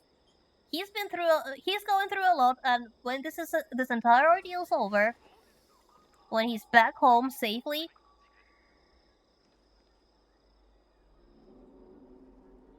this man better get anything he wants delivered to him, because he deserves it. He deserves every bit of every single hug, every bit of pampering, and every session of therapy he can get afterwards, because there is no way he can get out of this without at least a slight amount of PTSD. Perhaps he will never react well to the wet dog smell again. 戻ったか、昇級。ずっと見張られていることには気づいていました。僕が誰かに助けを求めたら、その相手を殺害する。そういう算段だったのですね、フーレ。よくわかっているじゃないか。それで、運気軍は港を封鎖していたか。していません。奴らは俺の脱獄を公にはしたくないようだ。驚くことでもない。元より恐怖とは爪や牙よりも致命的なものだからな。特に演武天礼のような祭りの時は。今ここにいるのは逃げ惑う囚人ではなく、羊の群れに入った狼だ。俺の狼たちは飢えている。貴様の恐怖を魚に血を飲み、肉を食らいたいと叫んでいるのだ。昇級、平静を装っても無駄だ。俺の手にかかれば、その肉を切り裂き、骨をあらわにすることなどたやすい。Oh, and one more thing. この風霊の前では逃げ場はないと思う。And one more thing that I would definitely do if I were to ever find myself in this world is request this wall here to be demolished. Because this is definitely the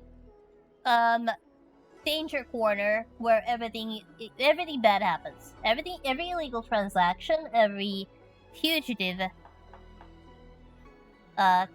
camp. Every time a fugitive has to hide, every time there's some shady transaction, every time something bad happens, it's always at this corner. So, it's about time for, that wall there to come down. It's creating a nice and private corner, yes, but it's a nice and private corner for shady activity, and in this case, a hostage situation.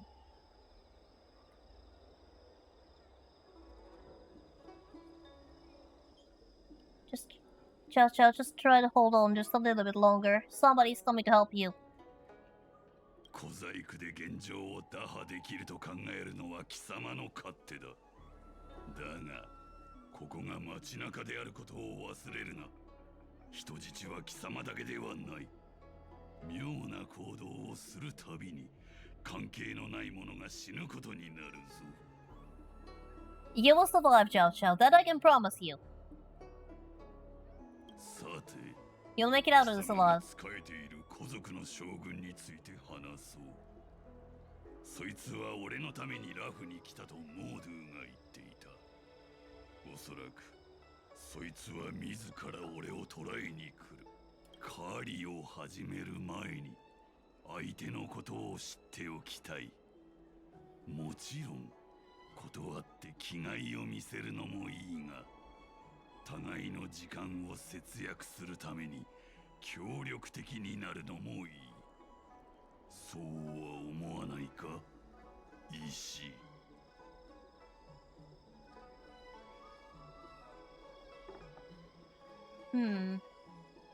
Let's humor him a little.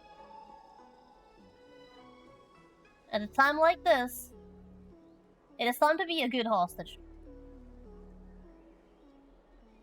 And reduce danger to ourselves. If we fight back, he will definitely hurt us more. So, just to send a message, he will definitely hurt you more. So, Let's show weakness and make him believe we surrendered.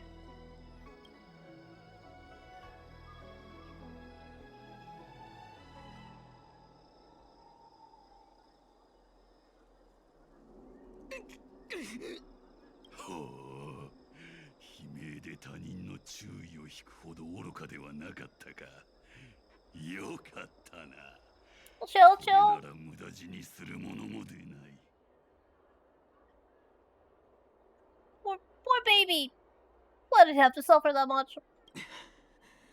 彼女について知っていることは全て教えましょう。ですが、僕が一つ答えたら、そちらも一つ質問に答えてください。貴様、俺と取引をする資格があると思っているのか。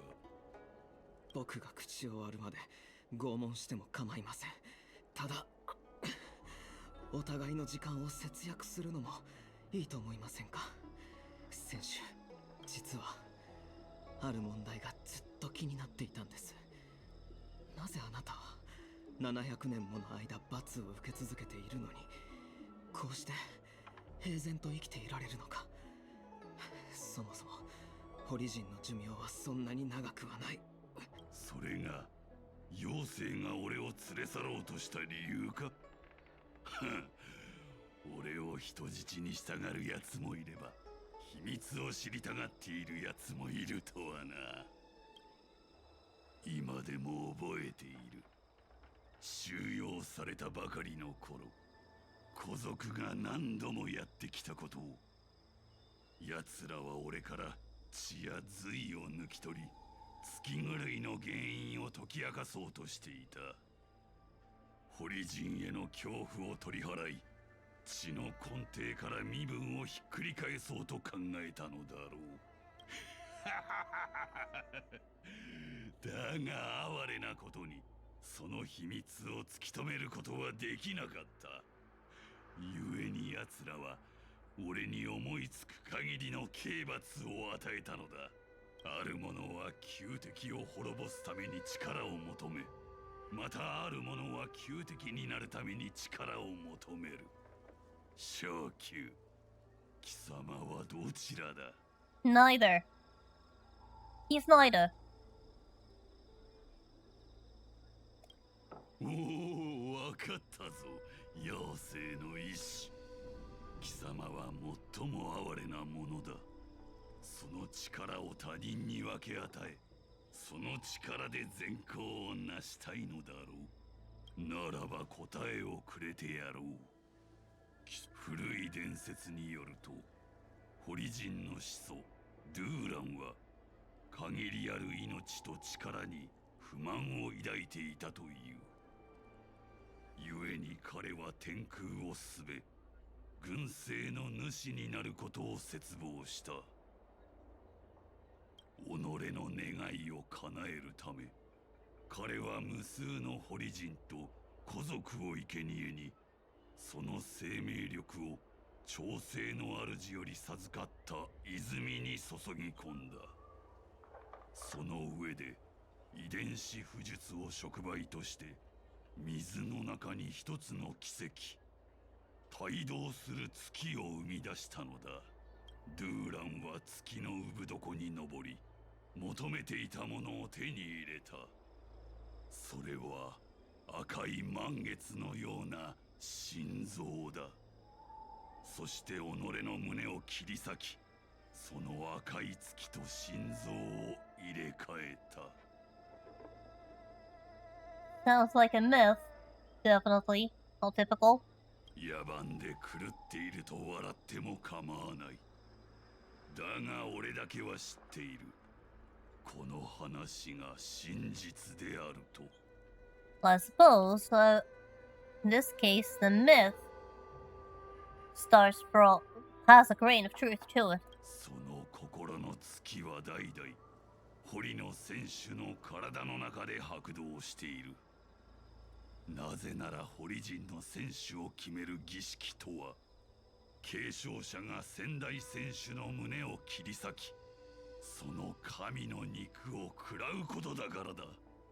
食らうことこそ命の継承と成長の真理、それには我らが食らった獲物の命が凝縮されている。700年も閉じ込められ、もう希望はないと思っていたが、今この心臓は再び拍動を始めた。So basically, every single Boris in Warheads devours the heart of their predecessor, thus gaining a body that is capable of soaking up damage like a sponge. And is able to live for a very, very long time as well. Goodness me, what an item. さあ、次は貴様の番だ。天撃将軍について教えろ。見つけた。昇級。 Looks like Moza has actually finally reached the scene.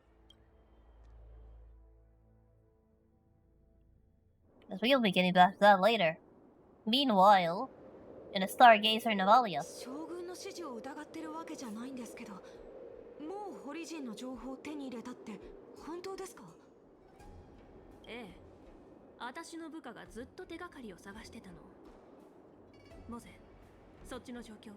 昇級との連絡が完全に途絶える前に、彼が持つ局長の信号を捕捉しました。あと少しで奴らの居場所を特定できるかと。それなら今すぐ合流して一緒にホリジンを叩くべきじゃないんですか？なんでまた海成功に？ケーゲン将軍から剣術は教わっても遵守の方法は教わらなかったよね。ポリには森の中では狩人と獲物の立場が常に変化するっていう古いことわざがあるの。今の私たちは狩人だけど、闇雲に奴らを追いかけたりしたら逆に風霊の獲物になってしまう。In spite of us having the advantage in numbers. 将軍、からかってるんですか？ラフ運気軍の数と比べたら700年間拘束されてた狼たちなんて大したことありません。僕たちが獲物になることなんて。二人とも敵を甘く見てはダメよ。風霊は決してあなたたちが簡単に倒せるような相手じゃない。あの怪物にとって人数なんて何の役にも立たないの。This actually reminds me of a question that was actually asked by a character in Ryoga Narita's novel series Vamp, which talks about vampires. And there was one moment where, now I cannot remember this verbatim, but somebody asked, who is stronger? A vampire with absolute power or a vampire that cannot be defeated? So who is stronger? In this case, us with the military might, or a Hule who cannot be killed. 700年も人を食らわずにいた獣が演武天霊の開催直前にラフの街中に忍び込んだ。これが今一番厄介な問題ね。奴にとって一般人の命は好きな時に食べられる肉に過ぎないってことですか？ Basically, yes. そう。He's hungry. こっちも手を打たないといけないの。さもないとどんどん事態の収拾がつかなくなるわ。The fact that Hule hasn't gone on a feeding spree yet is a miracle. And the nearest fox in to him is Xiao Qiao. I know how this is going to turn up, and I'm still worried. 意志必決っていう戦術は知ってる？敵を包囲するときに必ず手薄な場所を作っておくの。そして優秀な狩人が周到に準備を整え、最適な場所で獲物を待ち伏せする。So, the most likely place for them to go then would be Stargazer Navalia. 想像してみて。私たちは Wrong choice. 優秀国から脱出したばかりの囚人。変装して人混みに紛れ込んだはいいけど、長居するつもりはない。ラフから逃げるための精査。海成港で見つけたホリジンはその準備をしてた。獲物が逃げる方向さえ予測できれば、あとはゆっくりと包囲網を狭めていけばいい。They need a ship. And they need a big ship. A ship with enough fuel and firepower to make out of the Luffy and into the stars. さあ、あなたがホリジンを見つけた場所から始めましょう。逃げ場なんて絶対に与えないわ。Therefore, the Stargazer Narvalia shipyard is the prime area. They need to be here because they need a ship. Any ship that is big enough and strong enough to get them out of here. But most of the ships here are these little dinghies that will get you to a different district in the Luffy, but they will not get you out of Luffy. They are too small and you will not reach the stars. They need something bigger. Something more reliable. Now there are some enemies around here. Let's just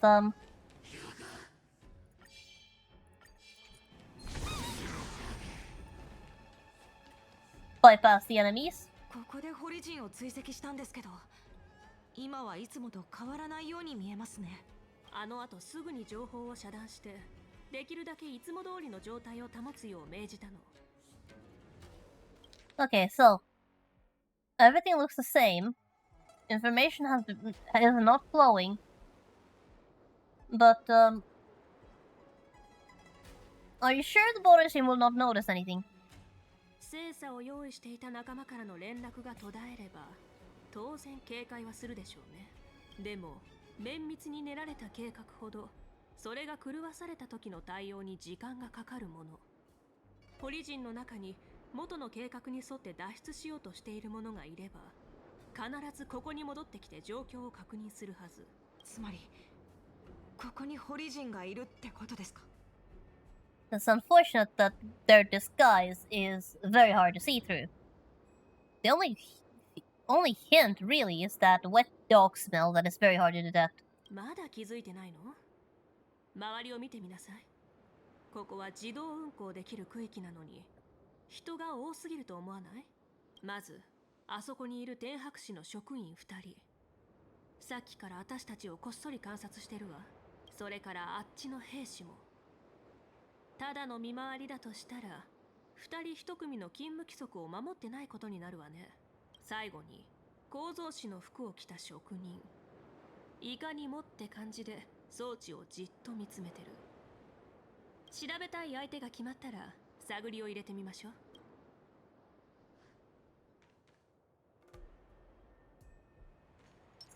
Alright, so now the next task at hand is to question every suspicious individual, starting from the mild-mannered staff around here. お前たち、開成港が封鎖されたことを知らないのか? No, because no lockdown has been issued. まあまあ、ただの道に迷った観光客じゃないか。もう少し穏やかに。Though that is definitely what would be expected in a situation like this, but no, there is no lockdown. What are you talking about? 開成港は泉州ラフの造船港だから、天白市が港を封鎖したなら令状が出ているはずだよね。令状？もちろんあるぞ。なんでも運気軍のところに開成港に何者かが潜伏してるって情報が入ったらしいんだ。そっか。じゃあ今はその件の捜査をしてる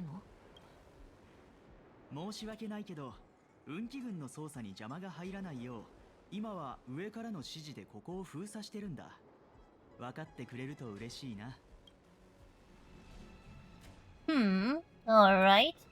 Now then, Mr. What are you doing here? おい、そこの3人。役所の人間じゃないなら開成港でうろちょろするな。なんだ、元凶行営か。Okay, finally somebody who actually recognizes Yalchin. And aren't you wandering around here as well? 俺は構造士の人間だからな。ここで奇妙な問題が起きたってんで、調査のために派遣されてきたんだ。奇妙な問題？なぜか生産計画になかったはずの精査が製造されたんだ。しかも全部この不当でな。どうも変だ。演武天礼の前に生産される精査の計画はきっちり管理されてたはずなの。悪いが今は仕事に集中したい。話があるならまた後にしてくれ。 Yeah, so that is his story. Now, how about, this soldier is supposed to be on duty. Where's your partner? 元凶行へ。それに秘書将軍。ねえ、堀人が脱獄したことは知ってる？はい、通達を受けました。警戒は怠りません。ずっと強砲艦の方を見ていたようだけど、何か気になることでもあった？いえ、特に異常はありません。Now then, what about this location? なあ、ここって運気軍の見回りルートに入ってないよな。まあまあ、ここは眺めがいいからただ強砲艦を見てただけだよね。はい。And about the Sky Splitter. ずっと強砲艦を見てて何か気づいたことはあるか？いえ、船が飛んでいるところをただ眺めているのは退屈だということしか。私も船に乗れたら元凶さんの試合を見たかったのですが。あれ、そういえば元凶さん、あなたは今強砲艦にいるはずでは？船に戻らなくていいのですか？ Yeah, information clearly doesn't travel. He has actually given the position to his student. 期待してくれてありがとう。でも今はもっと大事なことがあるんだ。That's enough question for now. やっぱり身分を偽った堀人は海星港に戻ってきていた。答えは It is actually a very obvious thing. It's not the Cloud Knight soldier. He is just a slacker. It's not the craftsman from the Artisanship Commission. He is actually investigating what on earth is going on. But the staff members from the Skyfaring Commission, they are suspicious. Because they are absolutely certain the place is on lockdown. Because they haven't received information that no lockdown has been ordered. There is no lockdown. Everything is being made. It doesn't look like everything is fine and dandy. But they don't know that. And they need the place to be empty. And had everything go to plan, this place would be on lockdown. And they gave us bad information while everybody else has a believable story. 僕もそう思う。さっき言ったわよね。運気軍に情報を遮断させて、できるだけいつも通りの状態を保つよう命じたって。つまり、彼らは海星港を封鎖すべきじゃないってこと。でも、あの二人は海星港が封鎖されたことを理由に僕たちを追い払おうとした。これは運気軍の方針とは矛盾してる。下手な偽装もここまでね。奴らはもう逃げられない。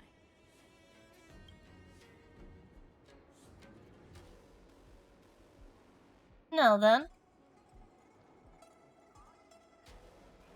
do we have some questions for you two, suspicious little wolves in fox clothing? 君たち、どうしてまだここにいるんだ？海星港は封鎖されてるって言っただろ？ Besides, the other two recognized who Yangshin was. They still have no idea. To them, it's just a random rat. そんな命令は出してないわ。君は？One of the generals? 戦場で私を見たことはなくても、名前を聞いたことはあると思うけど。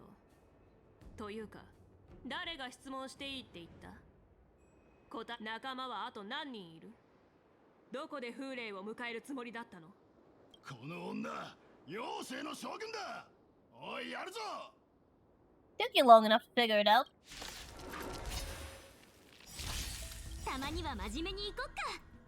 Let's see if we can put everything on ice. うちのとっておきをくらえ。Nah, that was 0 out of 3. 0 out of 4. I mean, that was pathetic, March. But hey, you've been a good girl so far, freezing everything. So it's fine, now I'm just going to use Robin to advance the entire thing forward. 魂は抱擁を交わす。and we'll be fine. 星々の反響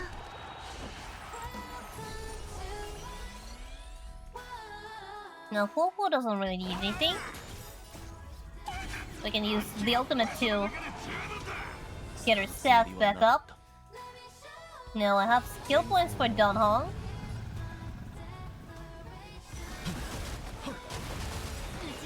Now we'll use March to shield Robin, while also triggering Dunhong's ultimate. 戦輪は権限した総理世を注が And only one of the wolves should still be alive, or at least in the shitty shape to attack us. The other wolf I cannot even hit. この力 So I に suppose 騒い he's down now. And there's the other. モードゥ様に状況を伝えるんだ Okay, one is under arrest, so the other ran away. No need to chase. For that was intentional. なぜ殺さないだってまだ質問に答えてもらってないもの。かつて先祖だったお前ならドゥーランの末裔のこともよく知っているだろう Oh, she knows you more than enough. 俺の口を割る自信があるなら好きなだけ試せばいい答えは血と牙しかないかな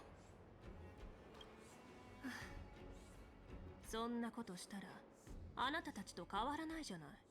この身は狼の心臓をうがつ矢尻なれば主湯の間に死を授けよう。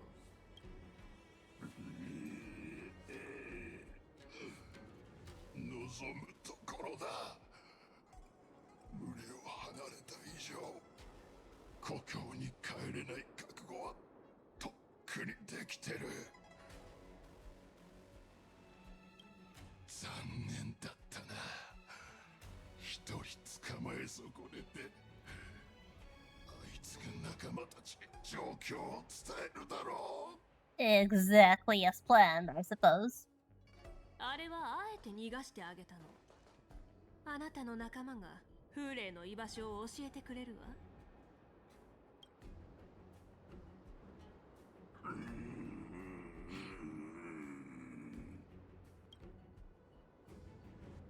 これが意志必決？わざとホリジンを逃がしてその後を追跡する。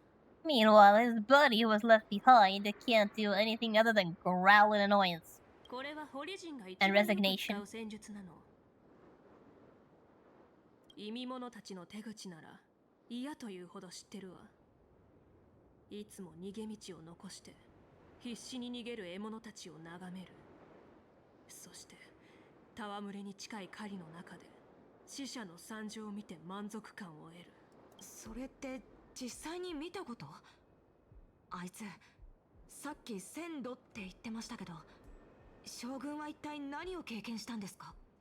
もうほとんど覚えてないんだけど昔私は連中の一員だったの。 Wait, Boris it? But you're a Foxen, right? すべての古族が泉州に生まれるわけじゃないの。私はオリジンが放牧する世界に生まれた。そういう場所は妖精では陥落地って呼ばれてる。老子たちにとって古族は単なる所有物。戦場で突撃するときに使う弾よけに過ぎない。でも将軍は生き残った。それどころか妖精の将軍にもなったじゃないですか。機会があったらぜひ将軍の昔話を聞かせてください。そういえば今はおしゃべりしてる場合じゃなかったわね。モゼ、海星港から警告を出したわ。そっちの状況は？奴らの位置を特定しました。小宮が何とか立ち回っているようですがまだ出てくるなと合図を送ってきています。小宮の判断を信じましょう。あなたはそのまま監視を続けて。海星港の情報が伝わったらきっと風霊はここには来ない。一体どうするつもりだろう。 Then we'll see. 狩りはまだ終わってない。昇級どうか無事でいて。 Stay safe, Xiao Xiao. Take care of yourself to the best of your ability, and whatever you do, do not become lunch.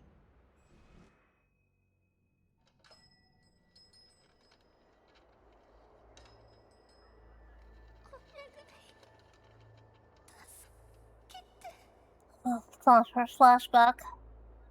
まだ死にたくない。昇級、医療用機構であの子に注射を早く。わかりました。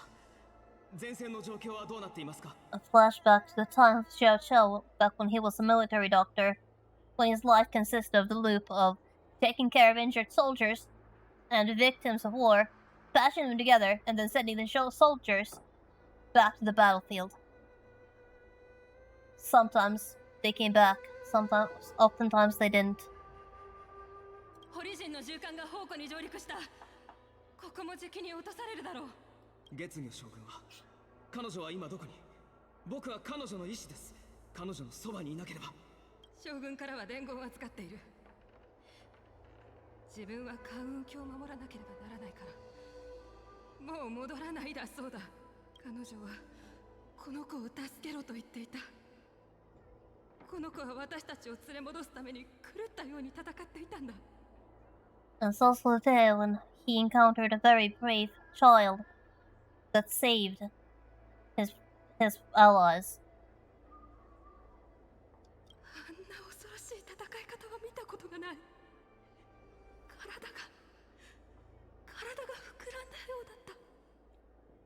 まるで Just like 血圧が低すぎる。昇級、聞こえてる？ a brutal fighting style, just like something we have already seen. 聞こえています。長知さんを用意してください。すぐに施術を始めます。僕が彼女を救ってみせる。それが俺の秘密を探る理由か？聞こえているか、昇級？ええ、はっきりと聞こえています。30年前、先週宝庫の大戦で奴は貴様らを救った。だが今はの際に己の体に堀の血が流れていることに気がついた。モードゥが言うには、奴は食月両軍の先祖だったそうだ。俺と同じ集落の出身とは、なんと奇妙な因果だろうな。Yeah, so that's a revelation, certainly. Fei Xiao is not a pure Foxian. She is half Borisin. And the illness she suffers from is the exact thing that the Borisin consider a blessing. なるほど。それなら奴が見せた力と残忍さにも納得がいく。あれは堀の血のおかげだったのですね。ああ、雑種。今はしき雑種将軍め。その後奴はその血による恩恵で堀人を滅ぶ寸前まで追いやった。And yet that same so-called gift is slowly killing her.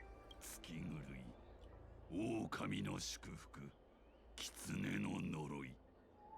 堀人にとって戦いの中で月狂いに体を引き裂かれ重化することは至上の喜びだ。しかし自己治癒力の低い古族にとってそれは死を意味する。 Basically, Xiao Xiao's and Fei Xiao's first encounter was Xiao Xiao bringing her back from the brink of death after Moonrage had torn her body apart. And even now the condition is slowly but surely killing her. And that is what Xiao Xiao is trying to find a solution to. 胸にこみ上げる燃えるような怒りとともにその古族の将軍は見境なく戦い続け耐えきれない強大な力によって大きな傷を負いいずれは怪物として死ぬことになるだろう。そして命の恩人に報いるため貴様は全てを賭してこの解けない謎に挑むつもりのようだ。風霊、医師にとって最も悲しいことは何だか。死にゆく命を救うため、僕は己の人生を費やしてきました。疲れ果てて座り込んでしまうこともありましたが、しかし彼らは再び戦場に向かった。次に届いたのは死の知らせでした。堀の宗我の下で墜落した聖査の炎の中で、低級の荒野の中で、学習しない愚か者のように、僕は死というかなえから生命という名の魚をすくい上げている。しかし何度繰り返してもその魚はもがきながらまた煮えたぎる湯の中に飛び込んでしまうのです。何度も自分に問いかけました。なぜ彼らは命を拾った後に再び死に戻るのか。どうして命を大切にできないのか。僕に残されたのは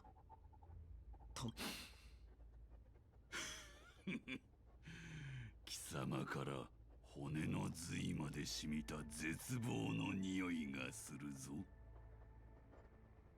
ですが最後に、別れにも価値はあると理解することができました。その死は今日の礎となり、僕たちに力を与えてくれている。彼らは己の死をもって多くのものを取り返してくれたのです。だから僕はお前のそばを離れない。風霊の死という結果を見届けるまでお前の死にも価値はある。それは演武天霊の安全と飛翔の病の完治を意味する。 That is certainly quite the plan. It is just a shame that Xiao Qiao won't exactly be able to see Fule's demise with his own eyes.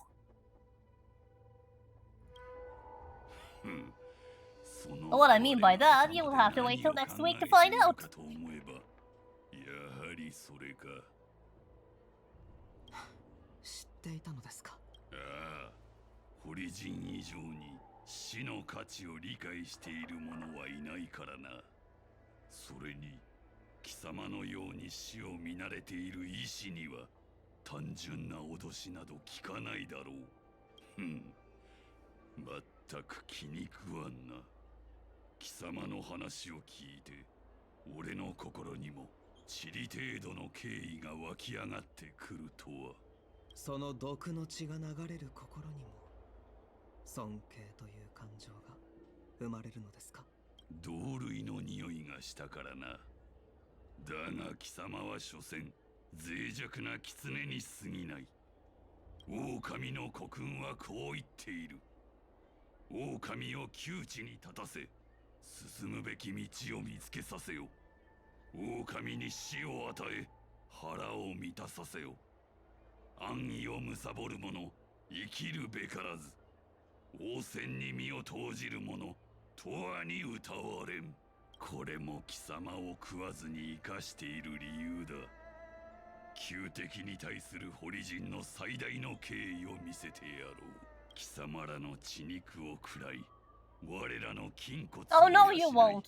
貴様らの希望を打ち砕き、我らの道を切り開く。家畜の亡霊に見せつけてやろうではないか。未来は俺のためにあると。Oh, you will not. 風霊様、海星港の仕込みが見つかってしまったとの報告が入りました。今すぐ出発しましょう。驚くようなことでもない。モード、これは何の音だ。 Sounds like cannon fire. 強砲艦。演武天霊が行われる船が出港するようです。くそ、天白氏が航路の規制を始める。これでは聖査で逃げても見つかってしまいます。落ち着けモード。そのうろたえたざまは何だ。堀人の尊厳はどこへ行った。あなた様の帰還を叶えるためなら尊厳など必要ありません。ません。両軍に戻ることさえできればまだ希望はあります。希望だと？今の堀人は狼の国運を忘れているようだ。強者の庇護に希望を託すのは軟弱な獣のすること。真の強者は己の力で道を切り開く。新たな主も決めずに風霊を迎えようとしている貴様らこそが一族の没落を証明している。そして貴様らを操り俺を救出させた預言者はドゥーランの末裔を利用しようとした詐欺師に過ぎん。モードゥ、堀人がどうやって台頭するのか俺が教えてやろう。我らは決して泉州の町を這い回るネズミではない。貴様は牙を剥く狼、羊の群れの中を闊歩する飢えた狼だ。選手様、狼の群れはここにはいません。軽率に先端を開くわけには。狼の群れがいない。いいな、俺あるところに狼の群れあり。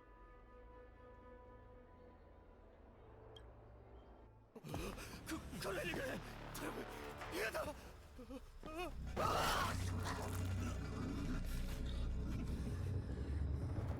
That man has no mercy. None at all.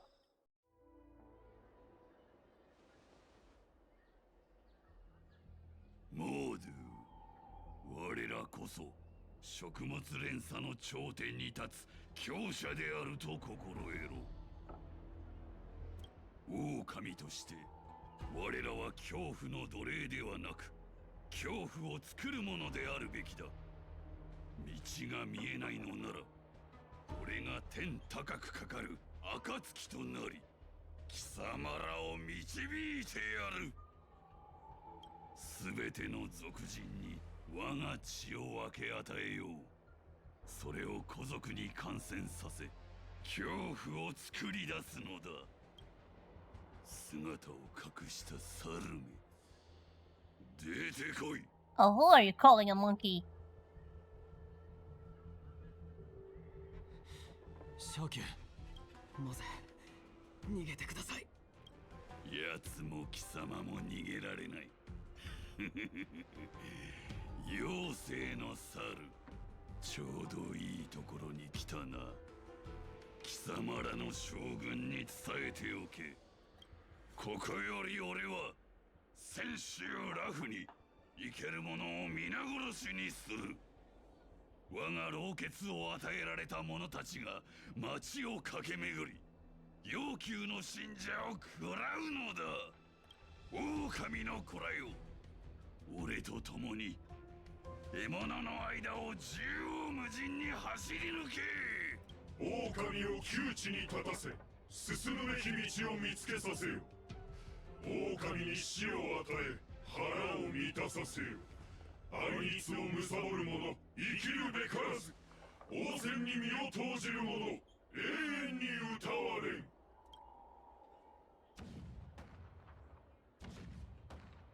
Once again, the cannon fire. この砲声よ、あの戦の記憶がよみがえる。俺の機関が狼の国運をよみがえらせる。そして俺の手で堕落した群れを救い栄光を取り戻させるのだ。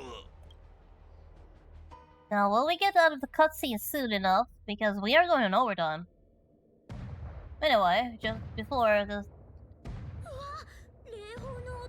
Before then, so the Sky Splitter. 派手にやらないと観客が集まらないからね。美月、ここに来た目的忘れてない？ We are here to be the ringmaster on behalf of Master Yangshi. 選手ラフの代表として挑戦者を倒しに来たんだよね。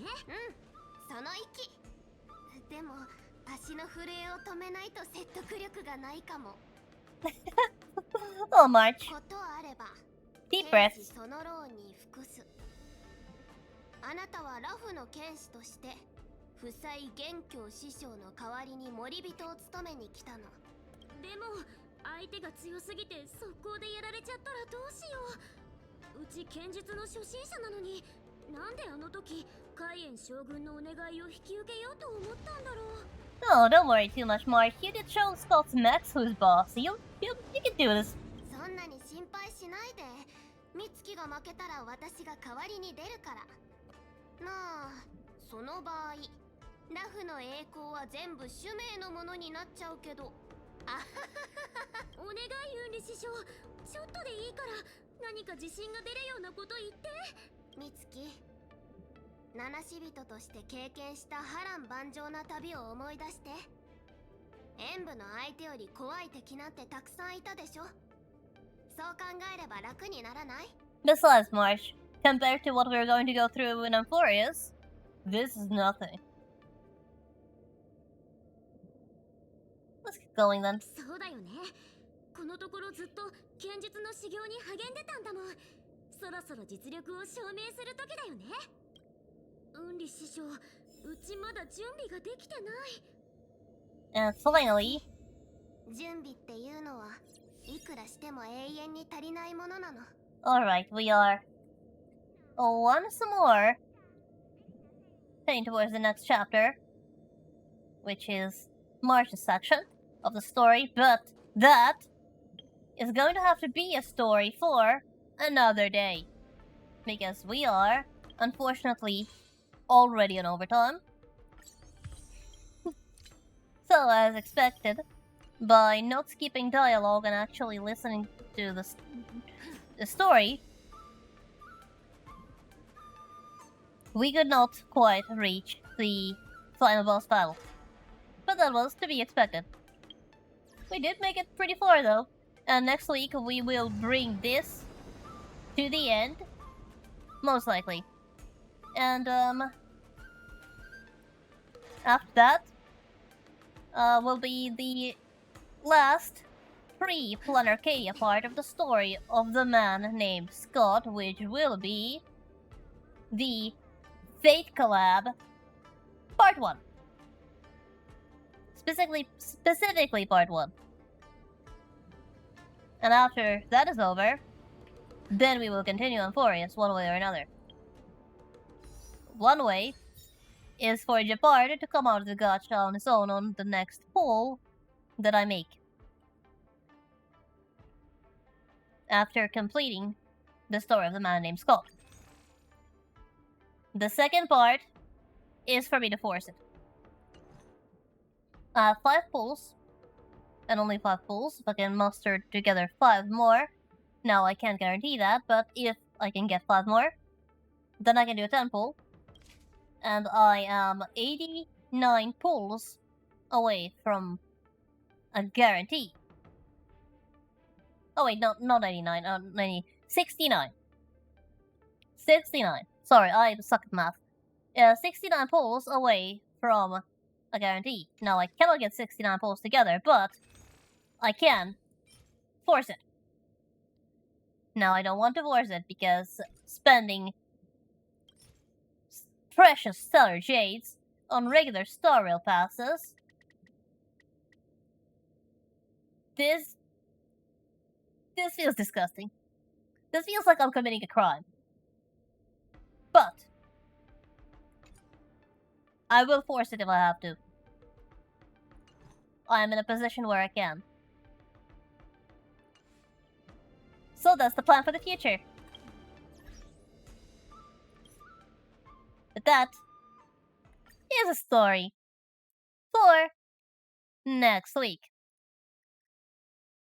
Thank you for your time.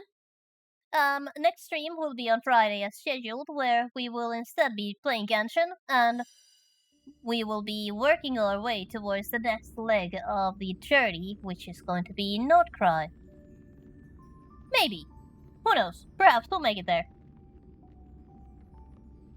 And then next week, on Monday, we will continue where we left off on this challenge. But until then, I hope you have a good week. Have a good night, and I hope to see you on my next stream. Bye bye.